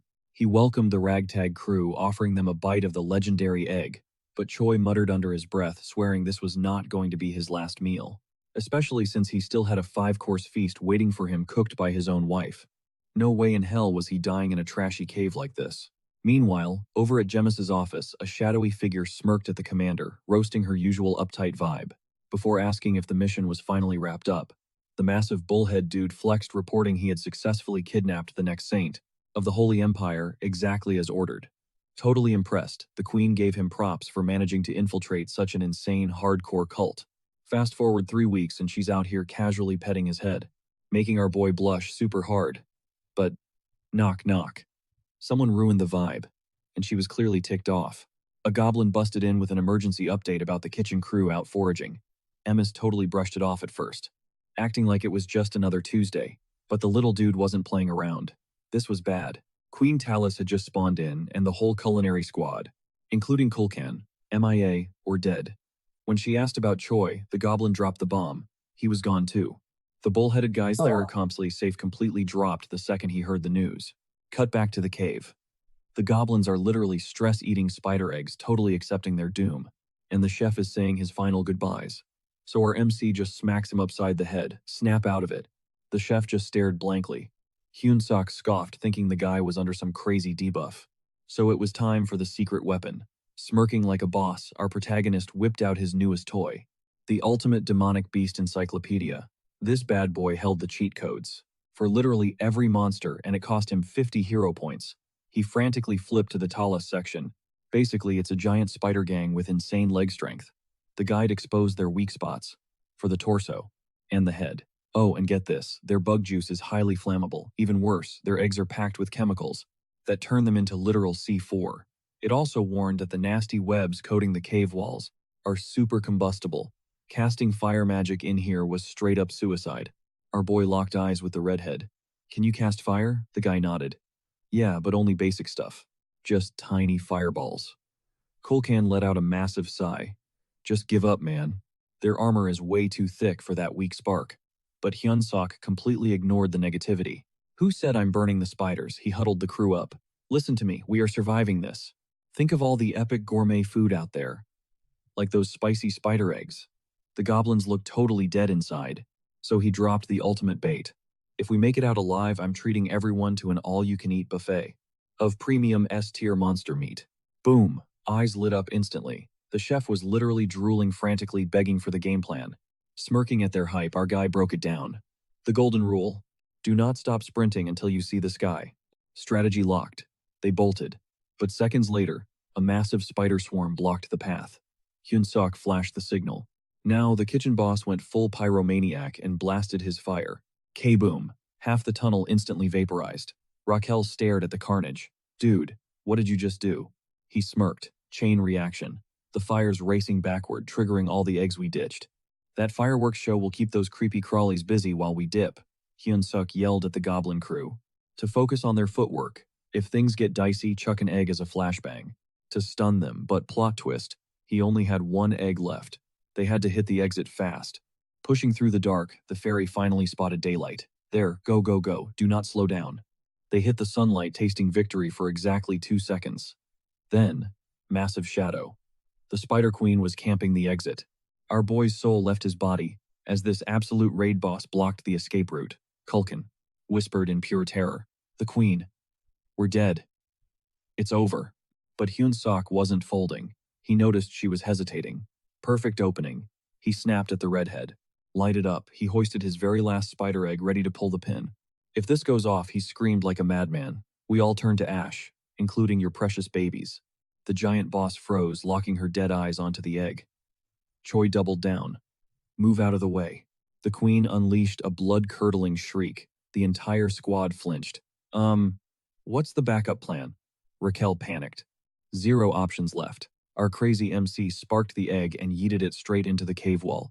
Boom! A massive wall of fire erupted everywhere. The entire cave violently shook, crumbling right before their eyes. Pure panic hit the goblins as they bolted for the exit. Choi screamed to forget everything else, just survive. But mid-sprint he froze. A system prompt flashed right in his face. He leveled up. Raquel shrieked at him to move before he became cave food. Glancing back, he watched massive boulders completely crush the Spider Queen. Then the notifications went crazy, spamming his vision. His level kept skyrocketing. That is when it clicked. Every single hatchling wiped out by the cave-in was feeding him free XP. This was an absolute jackpot. He stood there completely mind-blown. Snapping back to reality, he yelled for a buff. Raquel instantly locked in and boosted his stats as he dashed. Tearing through the absolute chaos, one final boss blocked the exit. The Spider Queen was still alive. Playing a desperate distraction, Kulkan whipped out an egg. Take this, your highness, he roared, trying to trade the loot for his life. And Hyun-sok, he saw his perfect opening. Betting it all on survival, he sprinted like his life depended on it. But the queen spat out a toxic green web directly at him. Our boy genuinely thought it was game over right then and there. Suddenly, massive red hands snatched a giant tree trunk. A familiar voice rumbled, "You good kid." Choi felt himself being yanked to safety. And plot twist, it was Raid Run. The dude actually looked relieved that our MC survived the bloodbath. Flexing that ultimate boss energy, the bull-headed warrior calmly stated he would handle the trash. Swinging that massive trunk like a baseball bat, he completely crushed the Spider Queen. Her deafening screech nearly shattered their eardrums. As the Red Knight locked into his battle stance, Choi was totally starstruck, muttering how insanely overpowered this guy was. He was utterly speechless. Fast forward to the Demon King's dark fortress. The squad got hit with a brutal reality check. Out of the 105 goblin packs in the demon army, only 6 survived. 99 squads were completely wiped off the map, and Kulkan was one of the missing. Back in the dorm, Bobo the massive beast was crying and hugging the MC like a giant toddler. Choi just laughed and patted him down, joking that he literally crawled back from the grave just to see him. Raquel chimed in saying they were insanely lucky to even be breathing. She gave all the credit to their bull-headed savior, while Bobo kept aggressively licking the MC's face.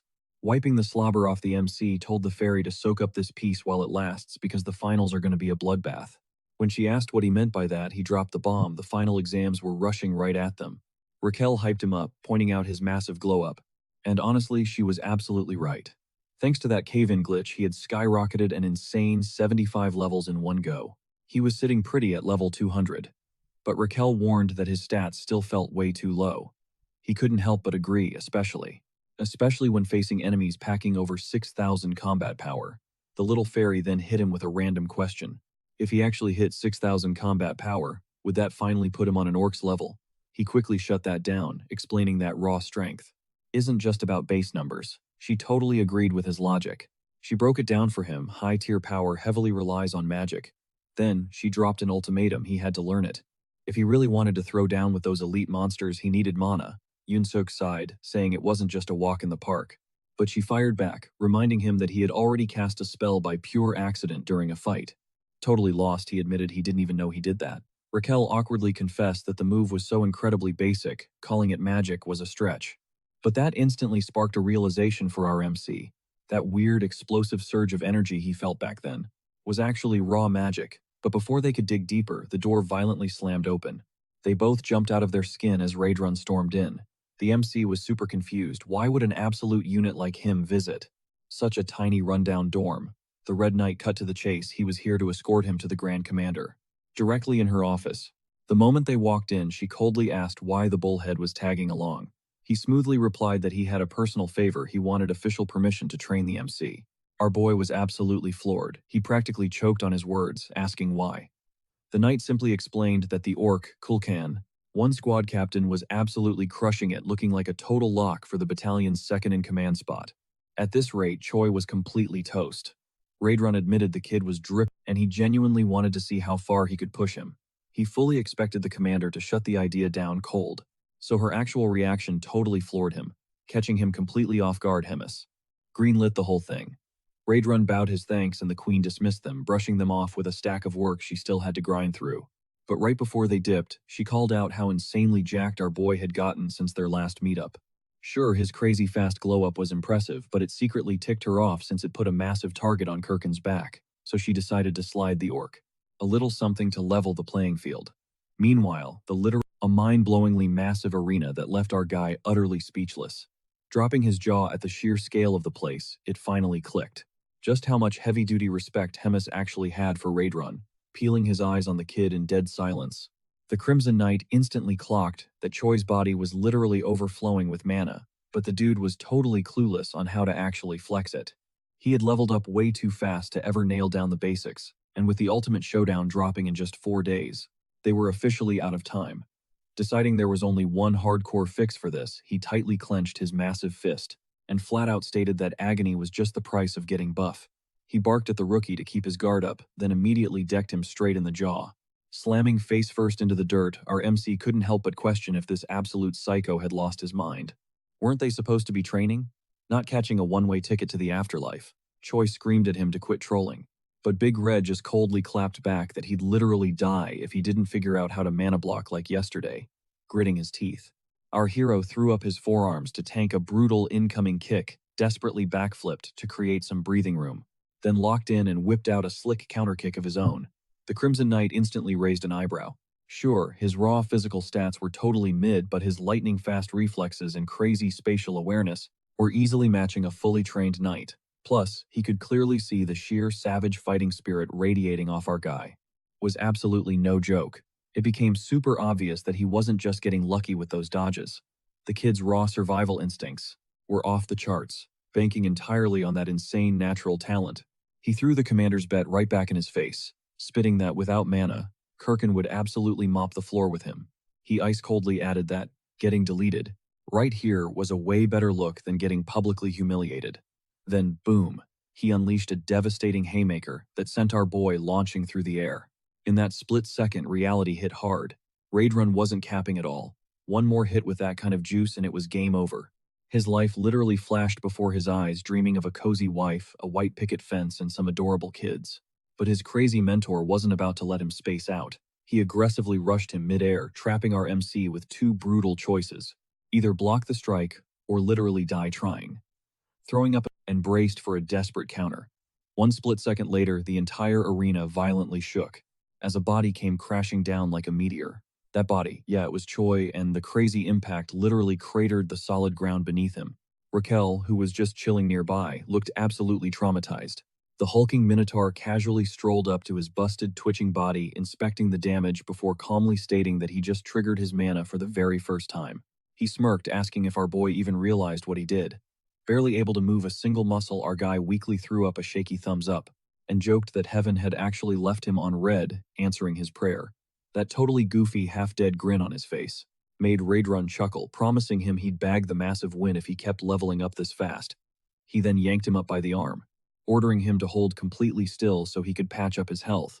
But the very second the healing dropped, our beefy MC let out a pure agonizing scream and frantically clutched his own throat. The Crimson Knight, dark mana is straight-up lethal poison to normal humans. Realizing he just accidentally nuked his own student, he started panicking and apologizing on loop, scooping the kid up into his massive arms and begging him not to walk toward the light.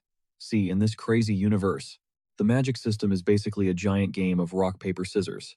Dark mana absolutely bodies standard mana. Standard mana totally wrecks divine power, and divine power absolutely hard counters dark mana.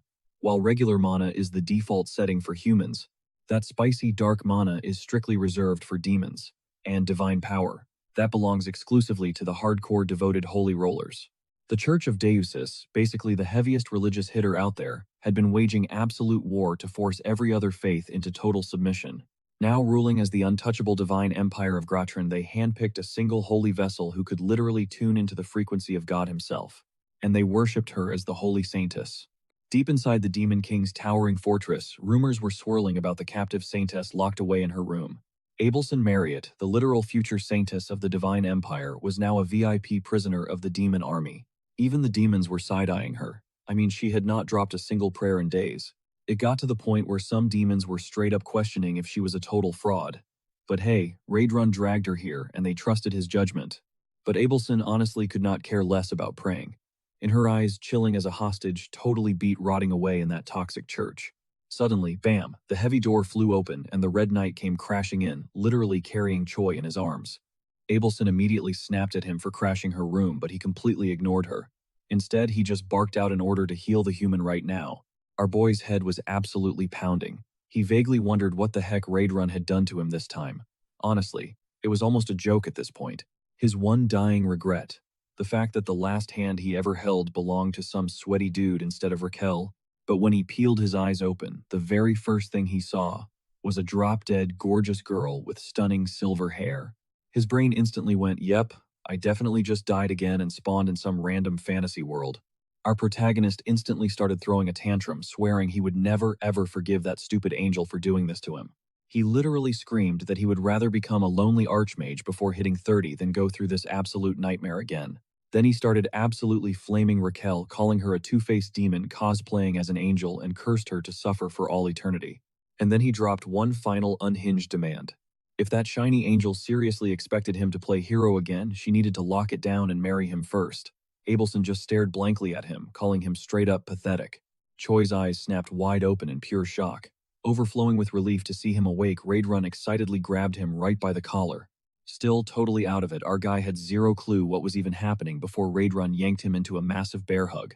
Choi instantly started wheezing, yelling that this crazy demon was trying to murder him all over again. That is exactly when the reality check hit. He was actually still breathing. He slowly turned his head and locked eyes with Abelson. And piece by painfully awkward piece, he realized all the super cringe stuff he had just blurted out right to her face. Meanwhile, Raidrun completely ignored the awkwardness and asked the Saintess if our boy was fully healed. She flatly replied that he definitely was not. She pointed out that the Red Knight should already know the dark mana was still aggressively coursing through his veins. And honestly, she had no clue what kind of messed up side effects it might trigger. Raidrun desperately asked if her holy powers could just cleanse it, but Abelson shut that down fast, warning that one tiny slip-up would literally instantly kill Choi. She bluntly suggested that playing the waiting game was his best bet, hoping the dark magic would just eventually fizzle out on its own. Drowning in hardcore guilt, Raidrun passionately promised to make things right by personally training him to become wildly overpowered, all while Choi was actively getting his ribs pulverized in that suffocating hug. Gasping for air, our hero barely choked out that he really truly did not need to go that far for a nobody like him. The knight just started dragging him out of the room by force as our boy begged for mercy. Abelson just stood there quietly, watching the chaotic duo. She honestly could not wrap her head around why a high-ranking demon was even training a frail human to begin with. Fast forward a few hours, and our exhausted guy finally dragged himself back to his room. Bobo was right there waiting, happily munching on his head. Choi just sighed and thanked his weird little pet. He casually remembered the rumors that this little beast had totally trashed his room and literally eaten the poor guard who just tried to feed it. So yeah, he thanked the little guy again because if it was not for Bobo's crazy separation anxiety, he would probably still be stuck in that hellish training session. He started trauma dumping to the monster about the absolute roller coaster of a day he just had. Honestly, it was brutal enough to make a grown man sob. And to top off this garbage fire of a day, literal dark magic was still aggressively coursing through his veins. Staring up at the ceiling, he desperately asked Raquel if this was really the end for him. Bobo just completely ignored the angst and kept aggressively licking his face. He desperately called out to his angel again but received absolutely zero response. Just total deafening silence. Cut to Raquel, who was absolutely bawling her eyes out, totally devastated that her precious hero was now tainted by darkness. Sniffling, she told him he just was not the pure hero she knew anymore. Our protagonist was too stunned to speak. Like, excuse me. After the absolute trauma he just went through, shouldn't he be the one ugly crying right now? After crying a river, the fairy finally calmed down enough to admit that this entire massive mess was actually all her fault. The dark mage ambushing them, his near-death experience, literally all of it. Then, dripping with bitter sarcasm, she spat out that it was obviously because she was just a two-faced demon cosplaying as an angel. A literal psycho monster destined to rot in hell for all eternity. Our boy instantly froze in absolute horror. Those were the exact word-for-word insults he had just screamed out in front of the Saintess earlier. Panicking as the realization hit, he frantically scrambled to comfort her, even swearing up and down that he didn't care about not getting a single level-up item. He tried hyping her up, swearing nobody in the universe was better than her. But she wasn't buying that garbage for a second. She straight up told him to shut his trap, knowing damn well he didn't mean a single word. Now Hyun-suk was just stuck playing the waiting game, desperately brainstorming some epic way to make it up to her. Fast forward 3 days and our boy was literally losing his grip on reality. Sprawled out on the dirt, he was straight up sobbing after surviving Raidron's absolutely unhinged training sessions. Evelyn was chilling right there too, patching up his busted body. And classic Hyun-seok, he just had to shoot his shot and tell her how drop-dead gorgeous she looked. Totally weirded out, the girl couldn't wrap her head around the fact that this clown was supposed to be some legendary hero. But hey, she still fixed him up anyway. Rubbing the back of his neck, he awkwardly asked her for a massive solid before his life-or-death brawl tomorrow. He begged her to pray he'd actually survive the bloodbath, and if she wasn't busy, maybe come watch him fight. That totally caught her off guard. Then Judgment Day finally dropped. This one single battle was about to dictate our protagonist's entire destiny. The crowd was buzzing with absolute confusion. Like, who in their right mind lets a squishy human challenge the literal commander? Obviously, Hemis and Raidron were posted up in the VIP section, soaking in the chaotic vibes. The queen turned to him, smirking, and asked who he was betting his money on. Without missing a beat, he fired back that our boy had been grinding like an absolute maniac and his raw talent was just off the charts. Hooked Hemis leaned in close and pitched a wild bet. If the protagonist actually caught the win, the big red dude could keep coaching him. He definitely smelled something fishy, asking what would go down if the kid caught a massive L. Flashing a wicked, twisted smirk, Hemis dropped the real bomb. Raedron would have to execute Choi with his own bare hands. That was the brutal price tag for talking such a big game. His gut was screaming that this was a terrible trap, but his hands were tied. Watching him squirm, the queen purred that she hadn't been this incredibly hyped in ages. Right on cue, the announcer started hyping up the fighters for the crowd. Our boy was locked in, cool, collected, and totally in his prime. When his name boomed through the arena, he didn't even flinch. Stepping into the spotlight with total swagger, he flashed back to the crazy journey that dragged him here. His stats were totally juiced up right now, plus he'd bagged a sick new skill and a rare trait. All that literal blood, sweat, and tears was finally paying dividends. That legendary combat style packing 10 completely different brutal forms. Sure, he'd only mastered up to the 8th form, but honestly, he was feeling pretty darn confident that would do the trick. He was absolutely hard-focused on securing this win, secretly hoping he could score a date with the silver-haired saint right after. But out of nowhere, Raquel started shrieking her lungs out, demanding to know what the heck was going through his head. A split second later, the announcer dropped the name of his opponent. The absolute unit Kirkin had pulled up exclusively to punish our. Instantly, alarm bells started ringing. Both he and Raquel sensed that something was seriously messed up. The orc looked completely different from last time. The second Kirkin stomped into the ring, Hemis was quick to whisper in Rai's ear, reminding him that backing out of their little gamble was completely off the table now. Kirkin unleashed a roar so deafening it literally sent shockwaves shaking through the entire stadium. Choi quickly scanned him with his glasses, and his heart dropped. Kirkin's combat power had peaked at 10,573. He was absolutely shook. In just a matter of days, this freak had shattered the 10,000 power ceiling. Raquel was panicking just as hard, and immediately guessed he had abused some super shady cheat code to buff up that fast. Even with the odds stacked against him, our guy just clenched his fists, muttering that, of course, the universe wouldn't make things easy for him. The absolute nanosecond the bell rang, our boy sprinted headfirst into the danger zone. The hulking beast saw him charging and hoisted up his massive weapon.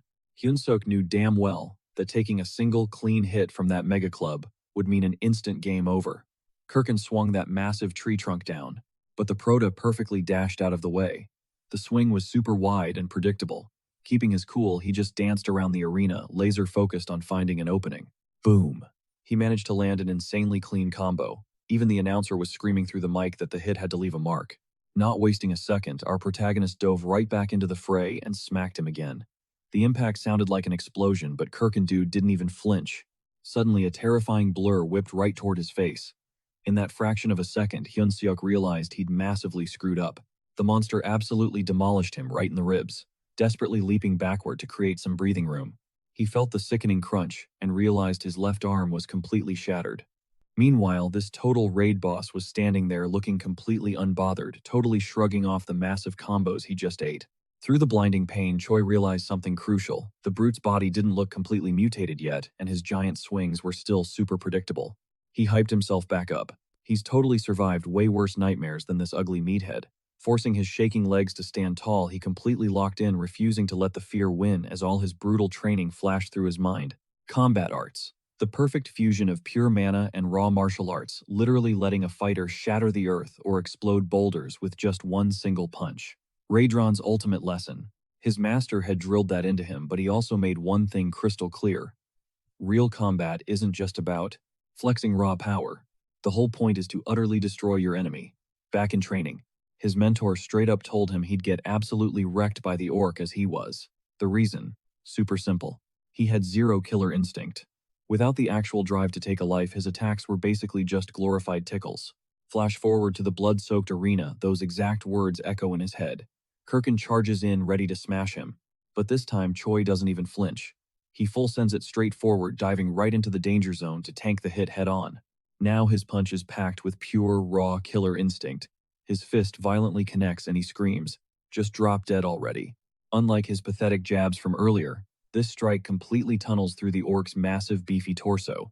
Welcome to the first form of the Raid-Run combat-style instant annihilation, and holy crap, it totally lives up to the hype. It absolutely obliterates the stadium floor too. As a massive dust cloud swallows the ring, Abelson is left sweating, wondering who actually came out on top. The smoke finally clears, and there stands Kirkin, sporting a massive gaping hole right through his chest. "Welcome to the Donut Club," Ugly Choi smirks to himself. Pumping his fist in the air, the upset of the century is official. The fragile little human actually caught a massive dub.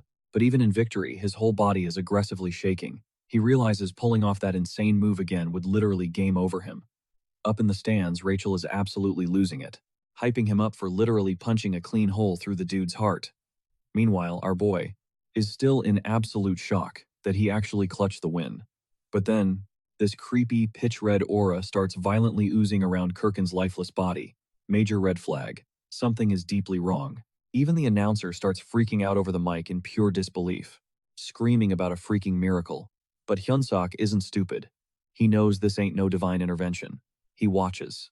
Some bizarre glowing red object aggressively erupt from the monster's flesh. The giant twitches and violently spasms in agony as his whole physique mutates. And it suddenly clicks. Punching his freaking heart out wasn't enough to put this tank down for good. Defying all laws of biology, Kirkin stands right back up. He is absolutely raging and desperate for blood, even with a massive, breezy gap right where his heart should be pumping.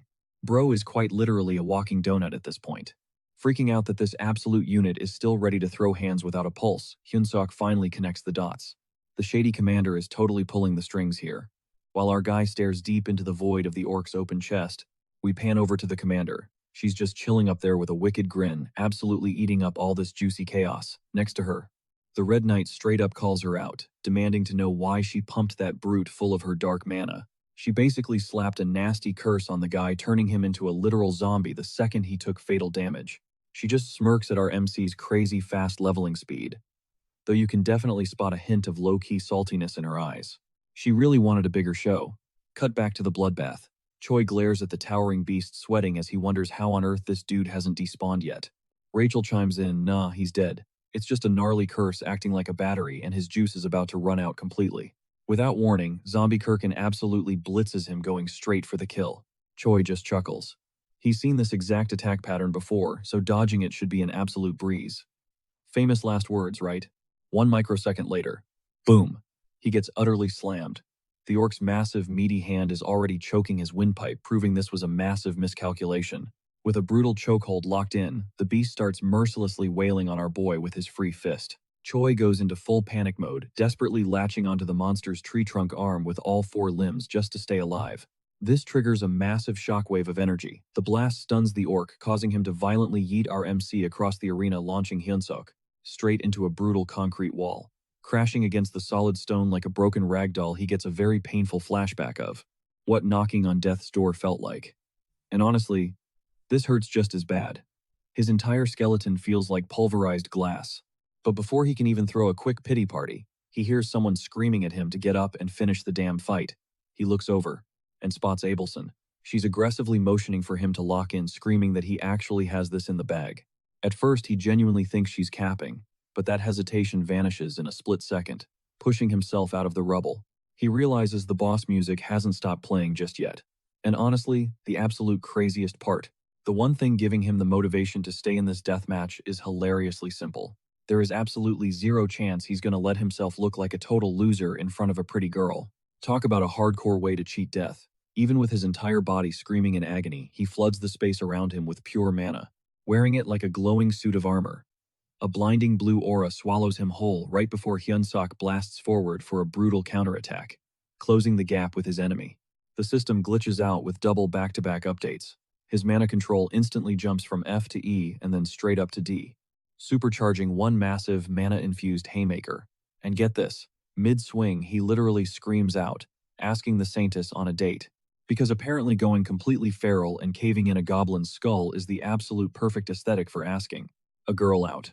The sheer force of the strike craters the orc's head into the dirt, but wildly, that's still not enough to end this guy.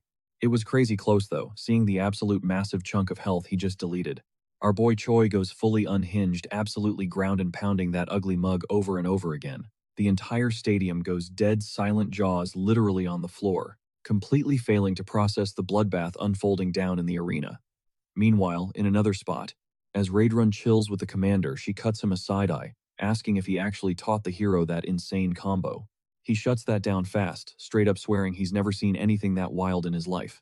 Back in the blood-soaked dirt, with the deathmatch basically wrapped, our wildly distracted MC is somehow zoning out, daydreaming about his potential date, picturing fancy dinners, cute little getaways, maybe even a Talk about crazy priorities. Still, he forces himself to stay locked in, fighting off the heavy, crushing weight of total burnout.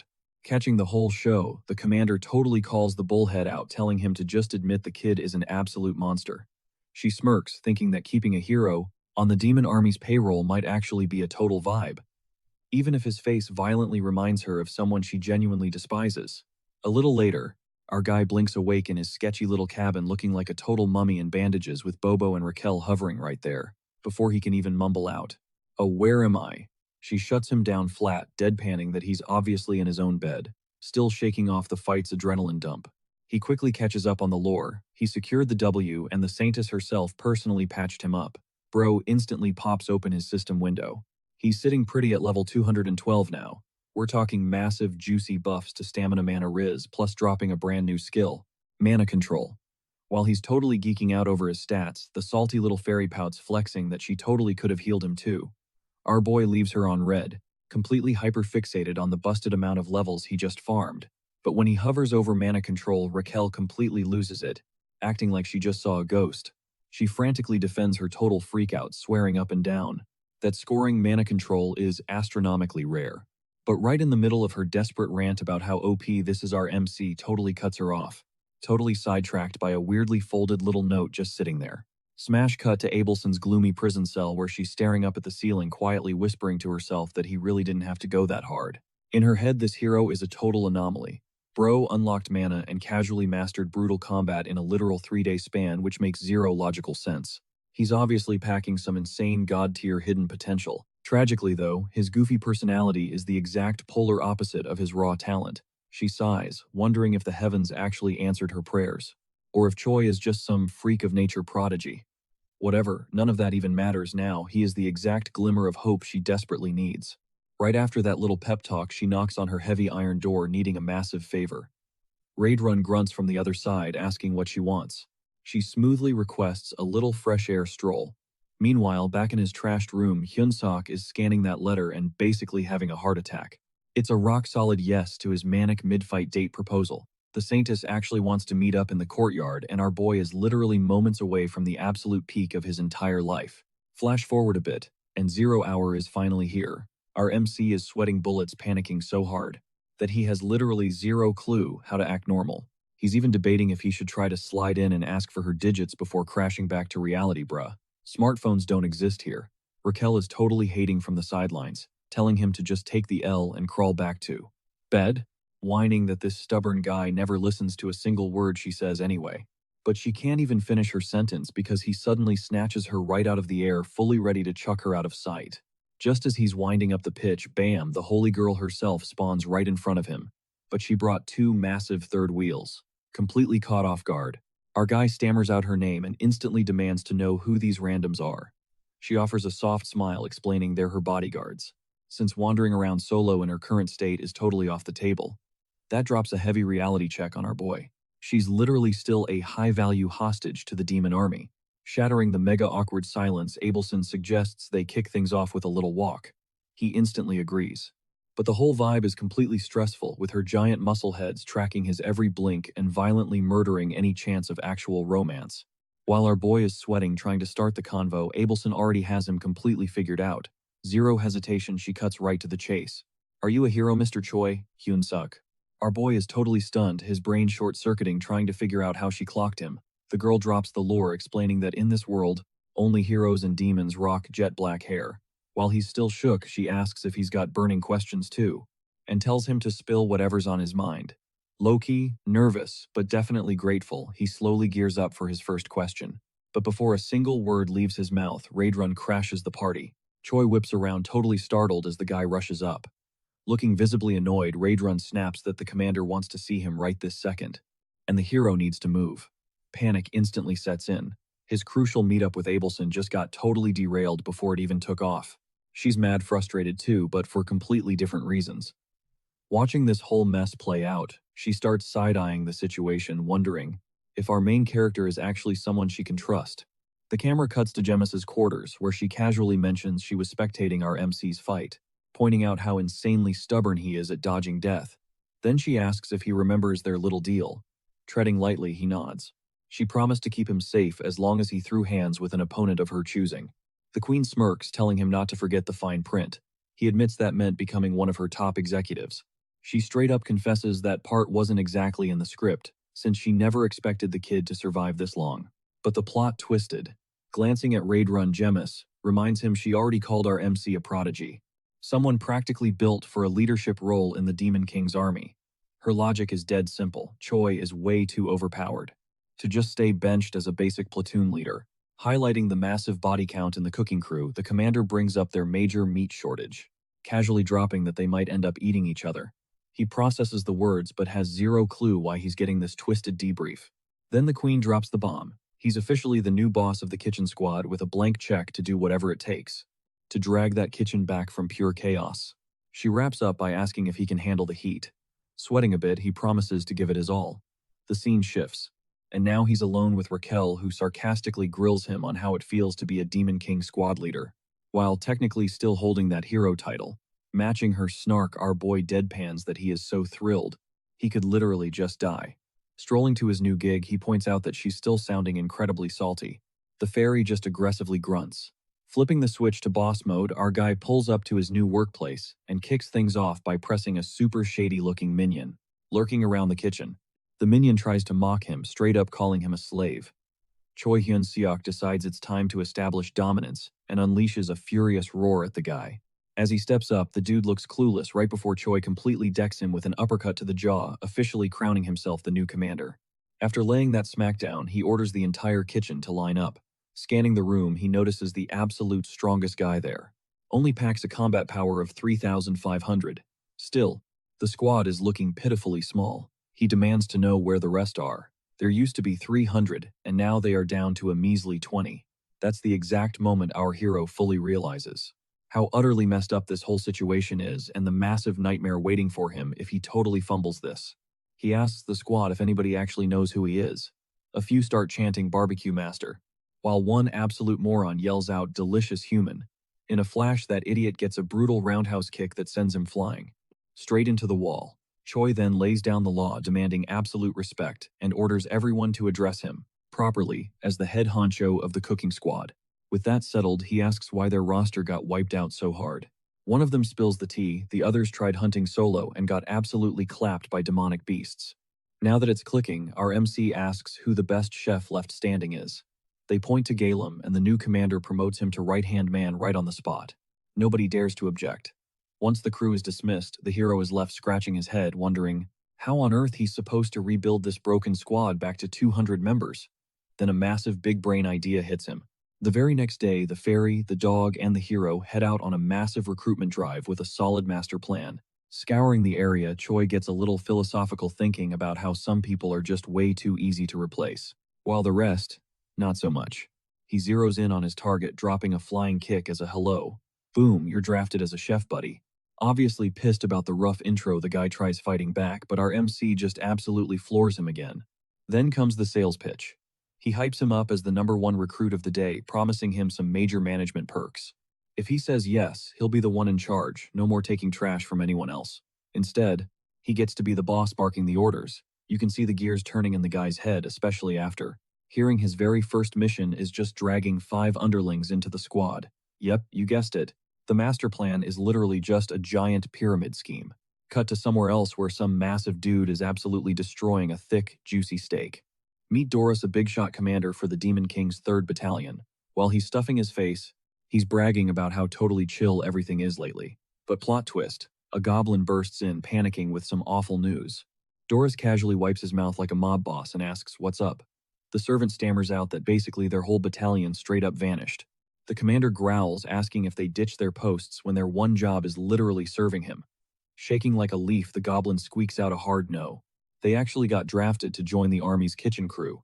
Chewing his food, Doris mutters about how that new head chef is just some human that Commander Gemis favors. He brushes it off, telling the big-headed goblin to chill out. But the minion shrieks, "Bro, this is way too serious to just ignore. He already dragged away 200 of our guys to cook." That actually hits Doris like a truck. He's completely shook. He can't believe his entire squad just ditched him in a flash. Meanwhile, outside, Choi's recruited mob is piling up. Raquel mentions they've already snagged over 200 heads. Rubbing his chin, our MC flexes hard, smirking that it's all thanks to his massive brain. and confidently declares their recruitment phase is basically a wrap. But then a heavy thud makes him snap his head around. It's that big-headed goblin chilling on Doris's massive shoulder pointing straight at the hijacked soldiers. Yoon-suk instantly panics. Yeah, this is bad. He nervously pushes up his glasses, playing dumb and pretending he doesn't know them. But they look absolutely furious. Suddenly, his smart glasses flash a red warning. They literally cap out at 50,000. He's completely stunned. The system blares that scanning this dude's insane power level might actually shatter the lenses. Sweating bullets, he mutters he needs to wrap this up and dip before he gets flattened. Doris suddenly roars, demanding to know if the human hero, the guy taking care of Bobo, is hiding around here. Our MC immediately tries to just nope right out of there. But Bobo totally snitches. The dog pops up, barking happily at Doris and completely blowing his cover. He introduces himself, trying to play it cool, and asking what brings a commander to his turf. The towering giant glares down, announcing he runs the separate 3rd Battalion. Dripping with pure annoyance, the giant growls, asking who this puny guy thinks he is. To question a top-tier commander like that, pointing a massive finger at his stolen squad members, Doris dares him to play dumb again, demanding to know if he seriously thinks he's just here for fun. Gulp. Reality check hits hard. Even our MC hadn't realized his pyramid scheme had accidentally sucked up basically their entire unit. Doris coldly orders him to follow him to his office for a little chat. With zero chance of escaping, our guy just nods along. Deep down, he knew this crazy win streak was way too good to be true. Inside the giant's office, the commander glares, asking if stealing his men was really just an accident. The MC sweats, swearing on his life. It wasn't on purpose. He claims he was just handpicking the absolute bravest soldiers. And what a crazy coincidence, they just all happen to be from the 3rd Battalion. The commander blinks, kind of impressed, assuming the top boss really must have a soft spot for this tiny human. Figuring it's smarter not to start a pointless turf war, he actually lets it slide. The tension drops, and Doris basically sighs, admitting that since the damage is already done, there's zero point in making a massive deal out of it. He looks at Choi and says he can just keep the hijacked soldiers and run his kitchen however he wants. Yoon-suk, wait, for real? He asks, feeling like his insane gamble actually paid off. But the celebration dies instantly when Doris drops a heavy "there's a catch." Cue the instant panic returning to our MC's face. Acting surprisingly polite for a monster, the massive dude leans in, explaining that since this kid already poached 200 of his best guys, is he supposed to drag along another recruit too? Our guy is literally sweating bullets after losing half his squad. If Dora is pushing another body on him, this dude has got to be a massive dead weight. The giant stares him down, asking if he is seriously rejecting the offer after already swiping his entire 3rd Battalion. Knees literally shaking under the pressure, the MC stammers out a quick no. He claims he's just so hyped. He barely knows how to thank him. As the heavy doors creak open, Dora announces the final. He is about to introduce our boy to his newest unit. Suddenly, a gigantic, meaty hand slams into view. Dora reveals the fresh meat is named Usaru, a surprisingly cute ogre and orc mix. The massive dude instantly drops a third-person intro. Usaru is here, Commander, since our MC is still rocking his stat glasses. He quickly realizes Usaru's power level is completely off the charts. He practically malfunctions at the thought of leading an absolute unit. With that kind of insane strength, Dora casually drops that Usaru's only flaw is having 0 brain cells, but his raw power makes up for it. Just as the massive orc steps inside, he violently smacks his face on the doorframe and loudly complains about it. Our guy just sweat drops, wondering how ridiculously smooth-brained this giant actually is. Cut back to the barracks. The MC resets the vibe with a fresh intro. He flexes his titles: the absolute boss, Bobo's tamer, and the army's brand new head chef. One grunt whispers it is wild seeing the savage Bobo happily chewing a bone. The MC hypes his pet up, calling him the bestest boy. Bobo's eyes literally sparkle, thick drool dripping from his jaws. Pivoting back to the mob, the MC declares a massive restructuring. He slaps down a roster, ordering everyone to find their names and fall in line based on his brand new setup. Raquel is genuinely shook. He actually prepped a spreadsheet. She asks what exactly his sorting logic was. He smirks, claiming he assumed they share the exact same low IQ, so he just ranked them by pure combat stats. He brags that the weak links with decent cooking skills got shoved into the kitchen crew. He then asks the fairy if that wasn't an absolute galaxy brain move. Moments later, a grunt barks that the squad. Looking extremely smug, our boy steps up for an inspection. Glancing at the two massively uneven crowds, he announces the right side is the culinary team, while the left side forms the strike force. Knowing his audience, he figures some dudes are going to be salty about their placements, so he challenges anyone with a complaint to step right up. A tiny green hand shoots into the air. It is the scrawny goblin rocking a terrible side part. The little guy whines about wanting to hunt and devour fresh meat. Immediately, our MC flashes a totally unhinged grin, muttering how annoying this is going to be. He gestures for the goblin to come closer. The big-headed mob shuffles over completely terrified, wondering what is about to go down. The second he is in range, the MC delivers a ruthless, full-force kick straight to the family jewels. The goblin screeches eyes, literally popping out of his skull, while the boss casually announces that was the vibe check. The poor green dude crumbles into a miserable heap, mourning his completely obliterated bloodline. With zero mercy in his voice, the MC coldly states that failing to tank the kick means failing the test. Right on cue, a system window pops up, praising his absolutely savage leadership. It confirms Hyunsuk has successfully tamed the squad. For being such an alpha, the system gifts him a hidden buff. Charisma level up. It even boosts his base command stats. Glaring down at the rest of the terrified grunts, our boy asks if anyone else wants to catch these feet. Met with pure dead silence, he clenches his fist, hyping himself up for a speech. He roars that the debate is officially over. Whipping around, he barks at the strike team to grab their gear. It is hunting time. Deep into the massive woods north of the Black Fortress, our guy leads the raid party. He whispers to Raquel that the forest is giving off Dead Zone vibes today, not a single mob in sight, the fairy points out. That Bobo and Usaru's crazy overpowered aura is probably scaring everything away. The MC nods, admitting that logic tracks perfectly. Meanwhile, his pet and his giant servant are standing there looking blissfully unaware and goofy. He groans, complaining that his absolute best hitters can't just be benched at home. Raquel smirks, suggesting they just use bait to pull the monsters out of. He immediately shoots down the idea, arguing that if they had spare meat lying around, they wouldn't be out here grinding for food in the first place. The little fairy just giggles, telling him he has got it all twisted. She is definitely not talking about using fancy snacks for bait. He points right at his squad and drops a totally unhinged strategy: just use the soldiers as live bait to lure out those demonic beasts. Our boy's soul straight up leaves his body. He stares up at the sky, begging whatever higher power is up there to tell him what he did in a past life to deserve this absolute nightmare. Crossing his arms, he locks in and barks out orders for numbers 14-3, 140, 3 and 7 on the roster to step the heck up. Raquel tilts her head, super confused about what those random digits mean. He casually admits those were his go-to lottery picks back on Earth. You know, the tragic ones that kept him dead broke. Wiping away literal tears, our MC officially kicks off the operation, snapping at Usaru to grab squad member number 14. The massive dude gets hyped, instantly hoisting the guy up into the air. Poor number 14 panics, screaming to know if Choi has totally lost his mind. Hype naming him an intercontinental ballistic goblin, the giant casually yeets the little dude straight into the horizon. Stroking his chin like an evil mastermind, our MC flexes that this is honestly a top-tier strategy. If they just keep chucking weak soldiers out there like snacks, something is bound to take the bait. He then signals a fox soldier to spark up a little campfire just so their living decoys have a beacon to find their way back. Raquel sweat drops, asking if launching soldiers like missiles won't just splat them on impact. He shrugs it off, saying, at least 1 out of 6 should make it back alive. He turns back to Usaru and tells him to keep chucking the rest of his lucky numbers. The rest of the battalion whispers in pure terror. They are completely convinced their human head chef has snapped, and they all strongly agree they'd really prefer to live a long, trauma-free life. One absolutely terrified goblin decides to dip out and run for it, but the second he spins around, he locks eyes with the squad's pet, glaring at him with glowing eyes. The goblin instantly drops to his knees, swearing his eternal loyalty to the Demon King's army for the rest of his pathetic life, but Bobo ain't buying it. Meanwhile, Choi grumbles that their flying bait is taking way too long, they should be back by now.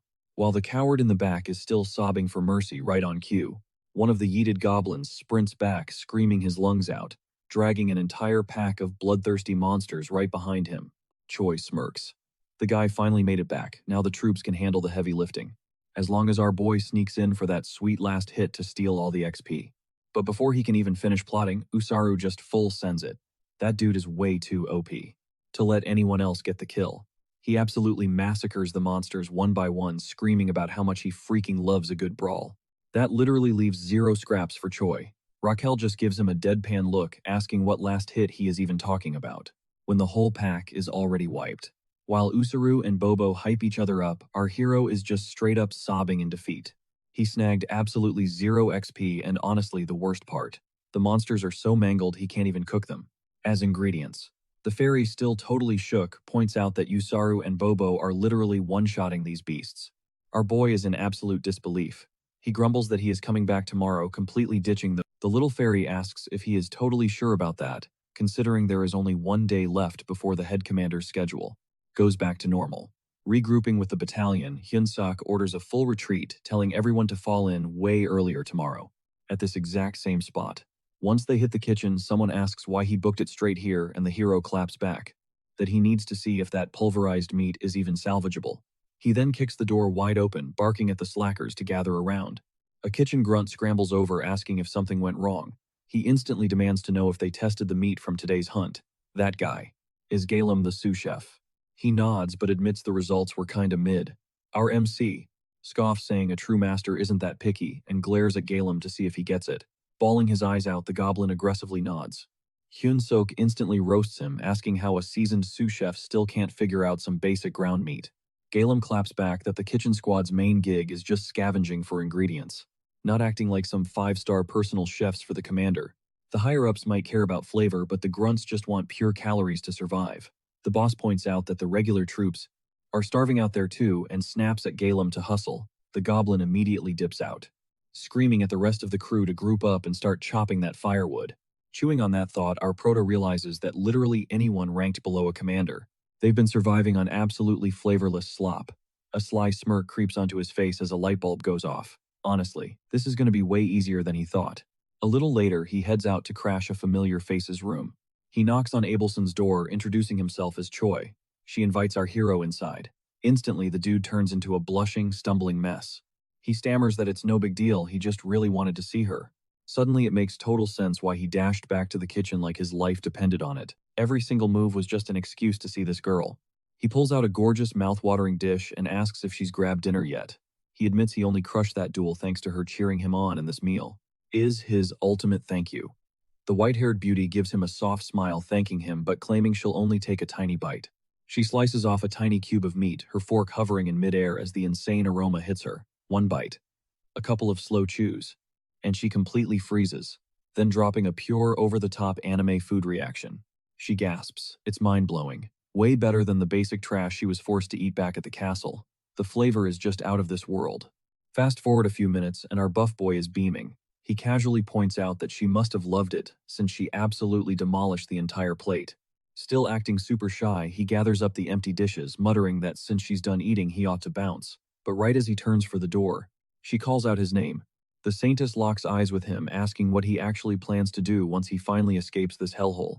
Riding a high of pure adrenaline, he blabbers out that he wants to marry her. Her eyes snap wide open in pure shock. Panic sets in. He instantly realizes he totally misread the vibe and dropped a massive bomb. Awkwardly, she tells him he can literally just leave now. But before stepping out, he drops a little teaser. He admits there's actually one more thing he wants besides locking her down. That instantly grabs her attention. Before spilling his secret, though, he flips the script.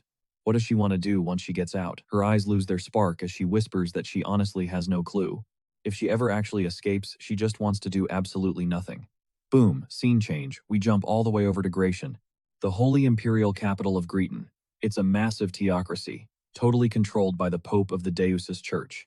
A loyal scout drops to his knees before His Holiness, delivering some massive news. They've successfully tracked down Abelson's exact location. Mariot reveals that the girl, the literal next saintess, is supposedly locked away deep inside the Black Fortress. You know, the creepy turf where the glutton hangs out. The guy chilling on the throne demands to know how on earth their future saintess ended up there, tapping his fingers against the armrest. He questions if the Demon King has bothered to drop any sort of ransom note. The answer is a hard no. Nobody has a clue what these demons are actually plotting because they haven't demanded a single dime. The Pope rises to his feet. He preaches that throughout the bloody history of human-demon wars, mankind has only managed to breach the Black Fortress a handful of times. And even during those rare moments, that glutton Gemus was nowhere to be found. Launching a full-on frontal assault right now, pure suicide. Staring out the grand window, he declares they are going stealth. A Black Ops rescue team is getting deployed. So Pope Urban IV commands his lackey to summon their main hero back to base. Meanwhile, back on the home turf, our MC is wrangling his cooking battalion into 2 literal squads. Yet something is seriously eating at him.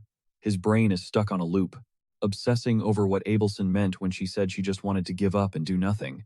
He strolls over to a solid vantage point, hits the brakes, and mutters that this spot is perfect. Digging deep into his backpack, he waves the platoon commander over. He whips out a secret stash and orders the commander to eat up. It's two massive, juicy steaks. The grunts stare in pure disbelief, wondering if they're witnessing some shady bribe, or just a bunch of nasty leftovers. The boss barks, asking if they are actually going to eat or what. Panicking, the soldiers mumble apologies and instantly chow down. The second the flavor hits their tongues, their eyes spark up like fireworks. The meat is so god-tier they literally look like their minds just shattered. The three platoon leaders drop straight to their knees. They start pledging their eternal loyalty to the kitchen boss, begging like crazy for just one more bite. But he just dangles even more meat in front of them, smirking as he announces that the free trial has officially expired. From here on out, he roars, "You better start sprinting." He lays down the ultimate challenge, only the squad that drags back the most demonic beasts alive gets to feast like kings. Hearing that, the three leaders blast off like rockets, screaming at their grunts to hustle and move out. Watching the absolute chaos, our ripped chef chuckles. His master plan. Flawless execution. Every single one of them is a slave to their own cravings. But his real agenda for making them haul these monsters back alive, it was brutally simple. He just wanted to land the kill shots himself to farm all the XP. He stares at his glowing system screen, totally addicted to watching his level skyrocket. And his charisma stat bro literally skyrocketed 10 levels in no time while he was out there absolutely shredding those monsters. When one of the squad captains asks who snatched the win, Choi just turns around and hypes up the Wolfgang squad as the ultimate champions, and promises them a god-tier feast together. The other squads immediately start whining about their prize, so Choi lazily smirks and tells them they are getting table scraps. He then orders the guys to scoop up all that butchered monster meat and drag it straight back to the kitchen. Meanwhile, deep past the dark forest, a whole squad of soldiers is just laid out totally lifeless. Standing over them is some mysterious guy dripping in a black cloak, gripping a sword. Cut back to headquarters, where heavy footsteps stop right outside a door. A voice mutters that they finally made it. Inside the room, Abelson is stressing, thinking she definitely shouldn't have spilled that secret to the kid. "I can't keep this hidden forever," she whispers. Suddenly, the door rips open, and that same cloaked dude drops Abelson's full government name. He tosses his hood back, and plot twist, it's definitely not Choi, but this random, blonde guy with piercing green eyes. He casually claims he is here for a rescue mission. Abelson instantly recognizes him as Sir Geffen, asking if the Pope sent him to track her down. He just shrugs, throwing out a sketchy, "I think so, but who really knows?" Galaps the Trame. Gripping the table, she straight up rejects him, saying there is zero chance she is going back, and politely tells him to kick rocks. To her shock, he sighs and admits he would rather just dip too, but a job is a job and he is not leaving empty-handed. Dead serious, she warns him that Emmis the Glutton is literally chilling right here in this fortress, and if he tries to kidnap her, things are gonna get incredibly messy. With a creepy smirk, he steps up and dares her, asking how exactly she plans to stop him. Abelson threatens to blast her holy magic to summon Emmis. Without warning, dude chokeslams her against the wall, hissing that he is absolutely not playing games. He ain't some fairy tale prince, he is a ruthless soldier.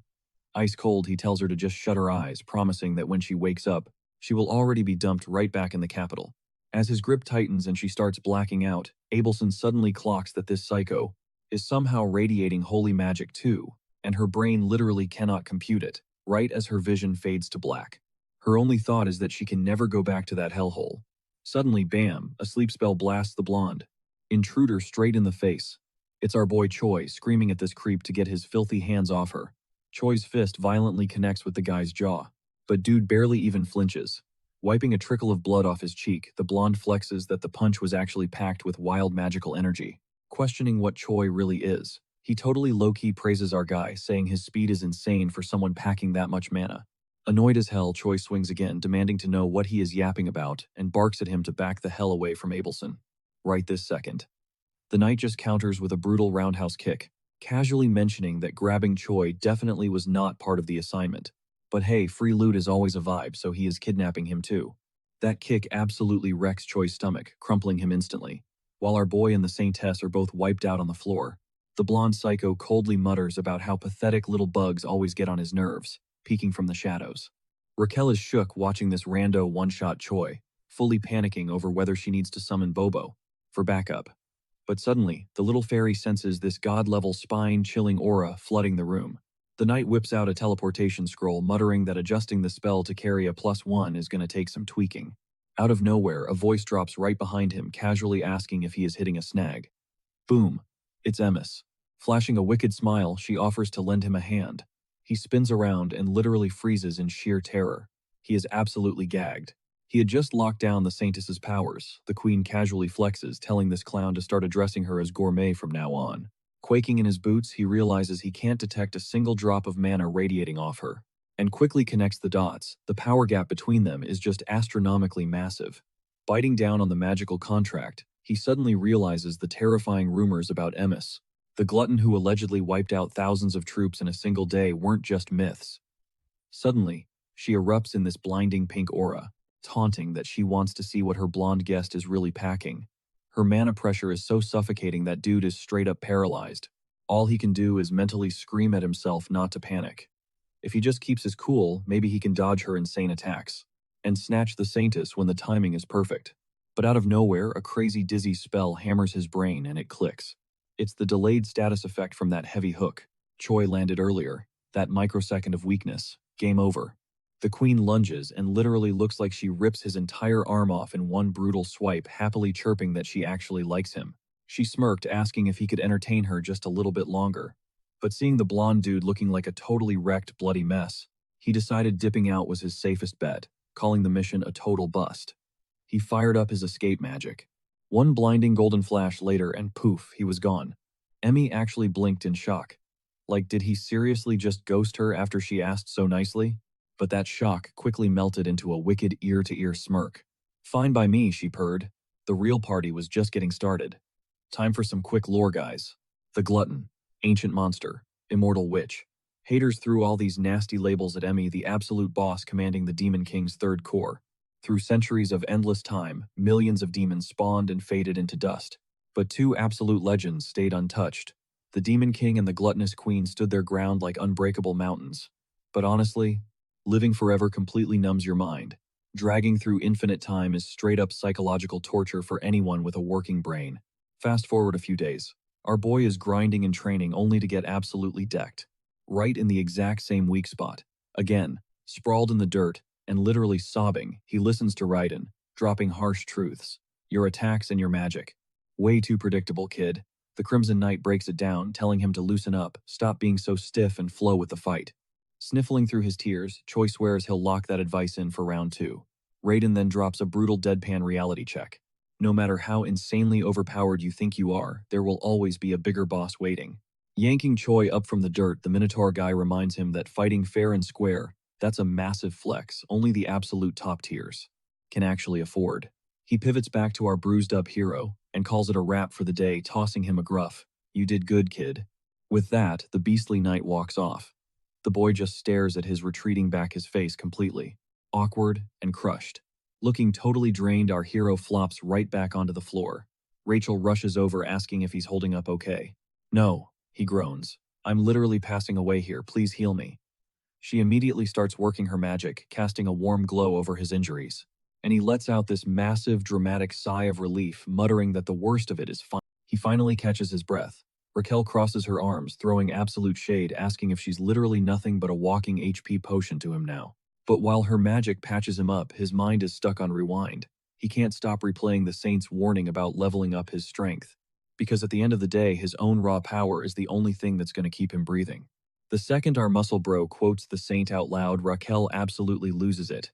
Hearing that woman's name again totally triggers her, especially since Homegirl almost got him completely wiped out. She spits fire, saying she can't even tell if Abelson is an actual saint or straight up evil, and Choi instantly shushes her sweating bullets, warning her that trash-talking like that might literally trigger holy lightning.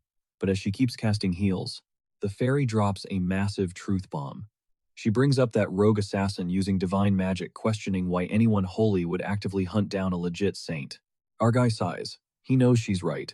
The next saint in line should be getting absolute VIP treatment. But that obviously wasn't the vibe. Massaging his temples, he groans that his brain is totally fried from overthinking this mess. That's when Raquel hits him with the real question. Why is he so fiercely hyperfixated on that white-haired girl? Choi completely dodges the question, smirking and calling her super jealous. The fairy snaps back, calling him a massive simp with a total death wish. Fast forward a bit, and the kitchen boss is totally slumped over, drowning in despair, while Raquel and the pet just stare at him.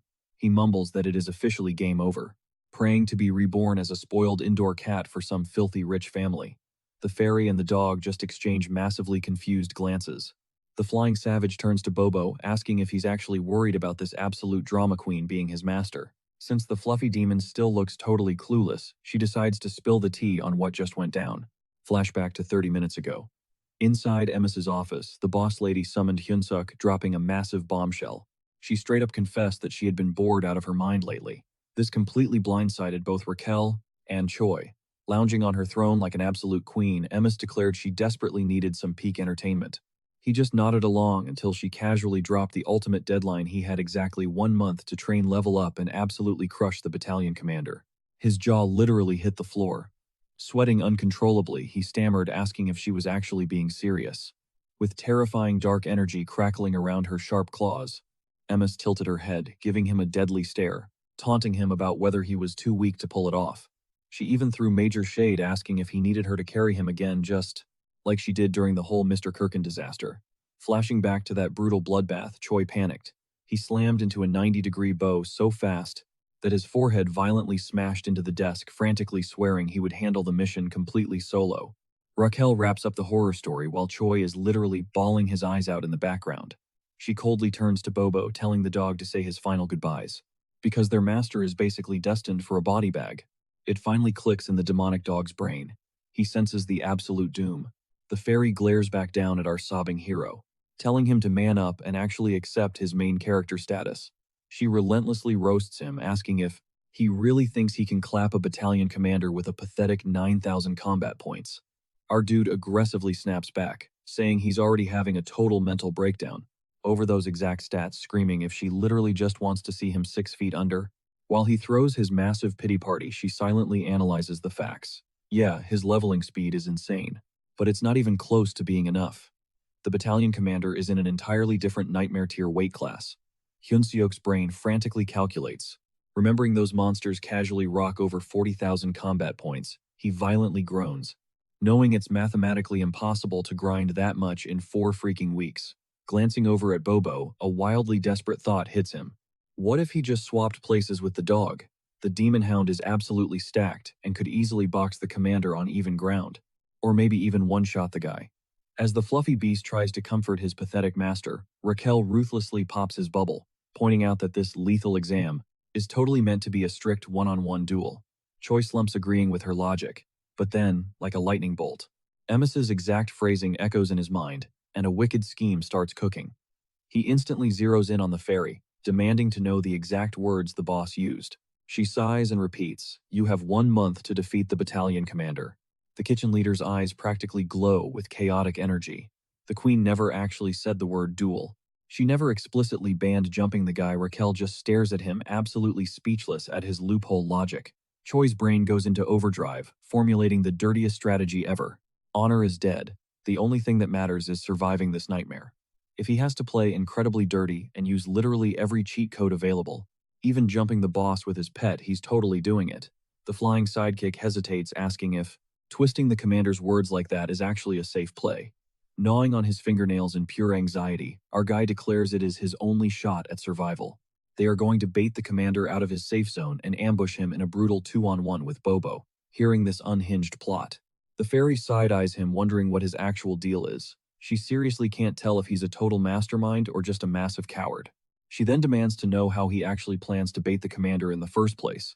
Does a reckless dude like Choi seriously have a way to lure him in? Smirking, he pops an eyebrow and fires back that he definitely does, having crossed paths with the commander before he knows the guy is an absolute sucker for high-end gourmet. And just like that, he dives straight into prepping his ultimate god-tier grilled ribs recipe. He handpicks the juiciest cuts, soaking them in a honey water bath to drain out all the blood. Next, he tosses them into a pot for a heavy boil. While that's bubbling, he speed chops mushrooms and scallions, splashing in some fish sauce, and folds it all together perfectly before dumping the entire mix into the pot with the meat to let it simmer.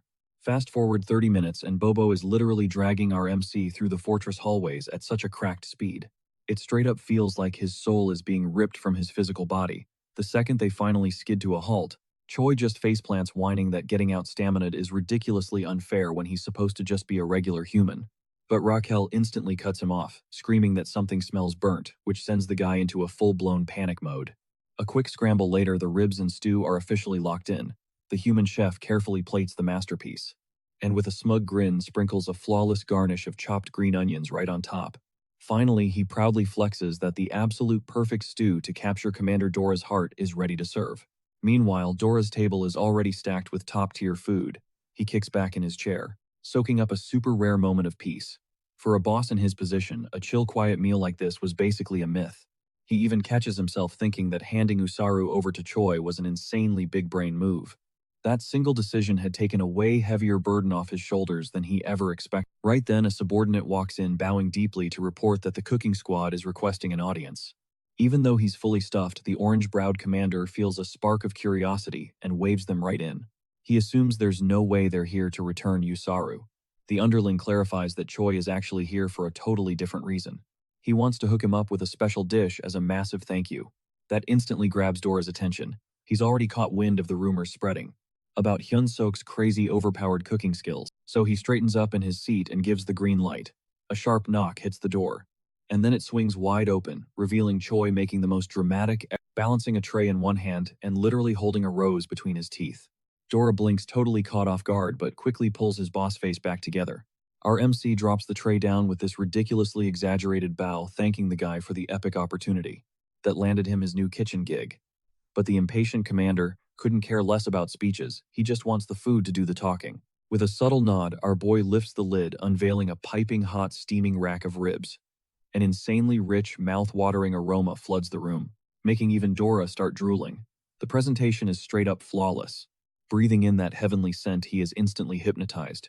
Right across from him, our guy just watches with total swagger, 100% confident that a single bite is the literal millisecond the giant takes a bite, he freezes completely, absolutely shell-shocked. It hits harder than anything he could have ever imagined. Catching that priceless reaction, our MC casually offers to keep sliding him more dishes later, and the commander agrees without a second thought. He's basically ready to inhale anything Choi cooks up. As our MC turns to head out, the fairy hovering by the door can barely keep a straight face, while Dora, still lost in the sauce, casually drops a comment about how favored the leader has become. But the absolute second they step outside, the head chef clutches the doorknob, his hands shaking violently. He and Raquel lock eyes for a split second, and both immediately start dry heaving their guts out. Wiping her mouth, she stares at the MC in pure disbelief, but he just owns it, admitting that he knows exactly what he's doing. When she demands to know what his master plan actually is, he makes it brutally clear. He's just going to keep feeding the giant until he's fattened up like a pig primed for the slaughter. Meanwhile, inside, Dora was totally clueless, absolutely stuffing his face without a single care in the world. Flash forward 1 week, the guy was staring down another massive feast, but his appetite had straight up ghosted him. He just poked at his grub, letting out this heavy, zoned-out sigh. All because of that crazy battalion commander duel hanging over his head. Clout chasing had its price, dragging some seriously lethal attention right to his doorstep. And one slip-up meant his hard-earned title was dust. Still, the dude owned that massive risk like an absolute boss. Hyun-sok suddenly realized his whole week of big-brain scheming totally missed the mark on outside threats. Even so, he plastered on a fake grin, hyping up his guest that victory was guaranteed right after getting the VIP invite to watch the showdown go down the very next day at the main training grounds. Raquel chimed in, tossing her usual savage sarcasm to try and boost our boy's mood. He wasn't buying a second of it. Thanks to his epic binge-eating streak, our MC felt absolutely cooked, convinced his survival odds were literally zero. The regiment commander of the Demon King's 3rd Army Corps officially kicked off the fierce brawl. The challenger, this terrifying humanoid flexing a horned skull, stepped right up to the plate. Across the arena, Dora dragged himself up the stairs, already panting like crazy. But the second he locked eyes with the enemy, this insanely cocky smirk completely took over his face. The signal dropped to start the clash. At first, Dora just stood there like a statue, giving off massive zero-energy vibes, until his perfect opening finally dropped. In one ridiculously lightning-fast blur, he snatched his opponent's weapon straight out of thin air. A brutal shockwave blasted across the stadium, sending savage tremors right through the bones of the hyped-up crowd. As the smoke cleared, the challenger was laid out completely cold on the dirt. The ref, totally shook, screamed Dora's name as the undisputed champ. While the crowd cleared out, Choi was already grinding his gears, plotting out his next mega brain play. Later that night, over at Bobo's pad, he was laser-focused, obsessing over this custom monster map he'd cooked up. Raquel peeked over his shoulder, demanding the tea on his latest scheme. The blueprint was straight fire trigger a massive monster turf war, totally pitting these beasts against each other so the enemies wiped themselves out. Once the fairy connected the dots, she was completely mind-blown by how insanely genius this strat actually was. 3 days later, dead center in the creepy woods, our tiny fairy groaned out loud, completely fried from memorizing beast after beast. Choi had literally offered to split the grind, but she totally flexed and turned him down, a choice she was aggressively regretting right now. When they finally pressed him on who their target number one was, he just pointed dead ahead. Raquel instantly locked onto it, calling it out as a surfy. This colossal, creepy, crawly forest worm. But she quickly roasted the pick, swearing it was totally useless since the thing was basically a pacifist. Flexing her monster knowledge, she sat back waiting for those sweet brownie points. But our guy just fired back with cold facts, claiming that even a brain-dead mob has its uses. A random grunt rolled up asking where the next hunting spot was. The boss told him to chill for a sec, spinning around to grill the fairy about these insane dragon-type freaks, rocking scales tough as literal steel. She spit out that a whole bunch of monsters actually matched that crazy description, meaning she needed a front row view to confirm. Yeah, that meant they had to pull up and face this nightmare straight on. So he ordered the kitchen squad to totally purge the sector. No taking prisoners, just straight up wrecking whatever crossed their path, letting them feast on the loot right there on the spot. The grunts were hyped beyond belief, totally convinced their commander had finally stopped trippin' and found his sanity. They went full beast mode, hacking and slashing monsters non-stop while hoarding massive piles of raw meat, until it formed a literal mountain. Our MC scanned the chaotic aftermath but realized the actual apex predator of these woods was still ghosting them entirely. Starting to think this whole crazy grind was a massive flop, he officially pulled the plug on the ops, screaming at the squad to sheathe their weapons, with the platoon commander aggressively keeping them in check. But the literal second they let their guard down, a deeply unsettling noise ripped through the air, and he knew right away company was here. Flocks of birds frantically blasted into the sky as this suffocating god-level aura crashed down on them. A massive glowing dragon eye locked onto their squad from the heavens, exposing the Hydra, a total absolute unit of overwhelming destruction. The soldiers instantly lost their minds, scrambling for their lives the moment they spotted the freak. The beast clapped back by torching the entire freaking forest into ash. But our boy, he was grinning like a psycho, with a mega boss. Like that, entering the chat, he finally secured the ultimate nuke to obliterate Dora. Meanwhile, cutting to Gemis's office. She was heavily stressing out, spilling her anxieties to Raiden. 3 whole weeks had vanished into thin air without a single peep from our hero. She started questioning if Raiden was secretly grinding him up for some insane secret mission, but the guy flat out denied it, claiming the training sessions were just standard everyday sweat fests. So the queen hit him with the real question: did the kid actually stand a chance against the battalion commander? The bull-headed beast didn't even blink, dropping the harsh truth, absolute zero for now. So she brought up how our boy had been getting super tight with Doris lately. That totally caught the busty waifu off guard. She remembered our MC swearing he'd crushed the battalion commander, but now he was totally cozying up to the guy.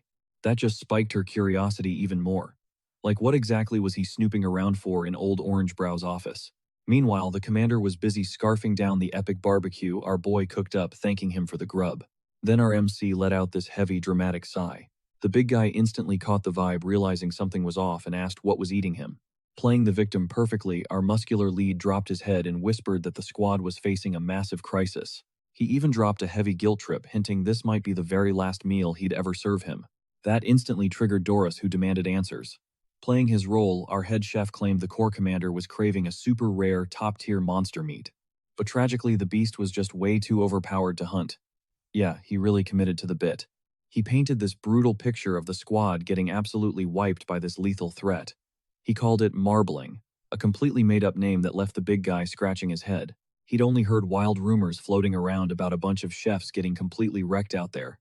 Our MC doubled down, swearing the monster was real and ridiculously lethal, claiming normal foot soldiers would just get one-shotted. Instead, he hyped up Doris, saying an absolute unit like him could effortlessly solo the beast and score massive brownie points with the big boss. The thought of getting noticed by MS instantly flipped a switch in his brain. He zoned out, daydreaming about the absolute baddie of a queen looking at him with pure adoration. Just the thought had him sweating bullets. Seeing his target fall for the bait, our boy promised he'd personally hype up his epic victory tour, pushing this completely toxic fake bromance to the absolute limit. Even though Orange Brows tried to play hard to get, he caved and agreed to help, totally blind to the fact he was being played. The chef threw him a fake thank you. But right behind that sweet, innocent mask, a totally wicked smirk crept across his face. The very next day, the trap was set at the drop zone. Our mastermind rallied the squad, double-checking that every single piece of his master plan was locked and loaded. Rachel asked if he actually memorized the layout, and he just smirked, flexing that he was practically a walking GPS. Then he secretly pulled Bobo aside, making it crystal clear that Doris was the actual target all along. Meanwhile, Usaru was just being his usual clueless self. He just geared up to play his part, zero questions asked. And just like that, the chaotic raid kicked off deep inside the massive forest. The foot soldiers were completely clueless about what they were actually walking into. All they knew was they were out hunting a boss-level threat. Sweaty and totally over this brutal trek through the wild, Doris whined about how much farther they had to drag themselves. Our chef coolly dropped that they were stepping right into Marbling's territory. Everyone instantly went on ultra-high alert. Our boy knew Doris packed a serious punch underneath all that fat, but he still bet everything on Nidraka catching a massive W. Suddenly, the whole vibe shifted. Flocks of birds scattered in pure panic, screaming that something huge was about to crash the party. The MC gave Doris the signal the target was zeroing in. Fully dialed in, the commander braced himself. A massive dragon burst from the shadows, radiating an absolutely suffocating aura. Totally thrown off, Doris asked if this beast was really Marbling. He squinted, muttering that it looked way too familiar. But our chef smoothly gaslit him, claiming all these high-level mobs basically look exactly the same. The big guy bought the lie hook, line, and sinker, treating the dragon like just another random beast to farm. Cocky as ever, he screamed at his battalion to rush in. He was completely banking on our MC feeding his glorious victory straight to the boss lady. His grunts fearlessly blitzed the dragon. Orange Brows actually threw himself into the front line, spamming his most overpowered ultimate skills. And honestly, even against Nidraka's insane raw power, the heavy hitter just kept bulldozing his way forward like an absolute savage. Watching this unfold, our MC started sweating. Doris was way shiftier than anyone gave him credit for. Instead of taking Nidraka in a pure one-on-one fight, he was literally treating his own men like human meat shields and bait to set up his heavy combos. Choi was desperately hoping the dragon would flatten him, but this ruthless, toxic playstyle was totally ruining his setup. Right before the big guy could deal the finishing blow, a terrified grunt screamed that another boss was crashing the raid. Our MC's face instantly went pale. He had made a massive miscalculation. This zone was strictly supposed to be Nidraka's turf. A random third-party monster spawning right now would completely wreck his entire master plan. He screamed for a full tactical retreat, but before anyone could even blink, a colossal worm ripped straight through the earth. It was a survive, the exact same mob Choi had brushed off as complete trash tier. But now it saw this whole brawl as a threat to its turf and went totally berserk. Panic mode officially activated. Doris screeched to abort the mission immediately. But Raquel caught on quick. If he actually dipped out now, this whole operation would completely crash and burn. And Hyun Suk, he knew he only had one card left to play. Moving like an absolute blur, he unleashed the first form of the raid run combat style. He blitzed Doris with such insane speed. The big guy didn't even have a second to blink. Right then, our boy yelled at the top of his lungs, commanding everyone to hold the line. He hyped up the demonic troops, ordering them to plant their feet, tapping right into their warrior pride. The result? Total battlefield anarchy. And right in the eye of that hurricane, the massive green brute finally felt the sting, the deafening roar of absolute mayhem ringing in his ears. Pure rage boiled over. Did a squishy human really just backstab him? Completely tilted.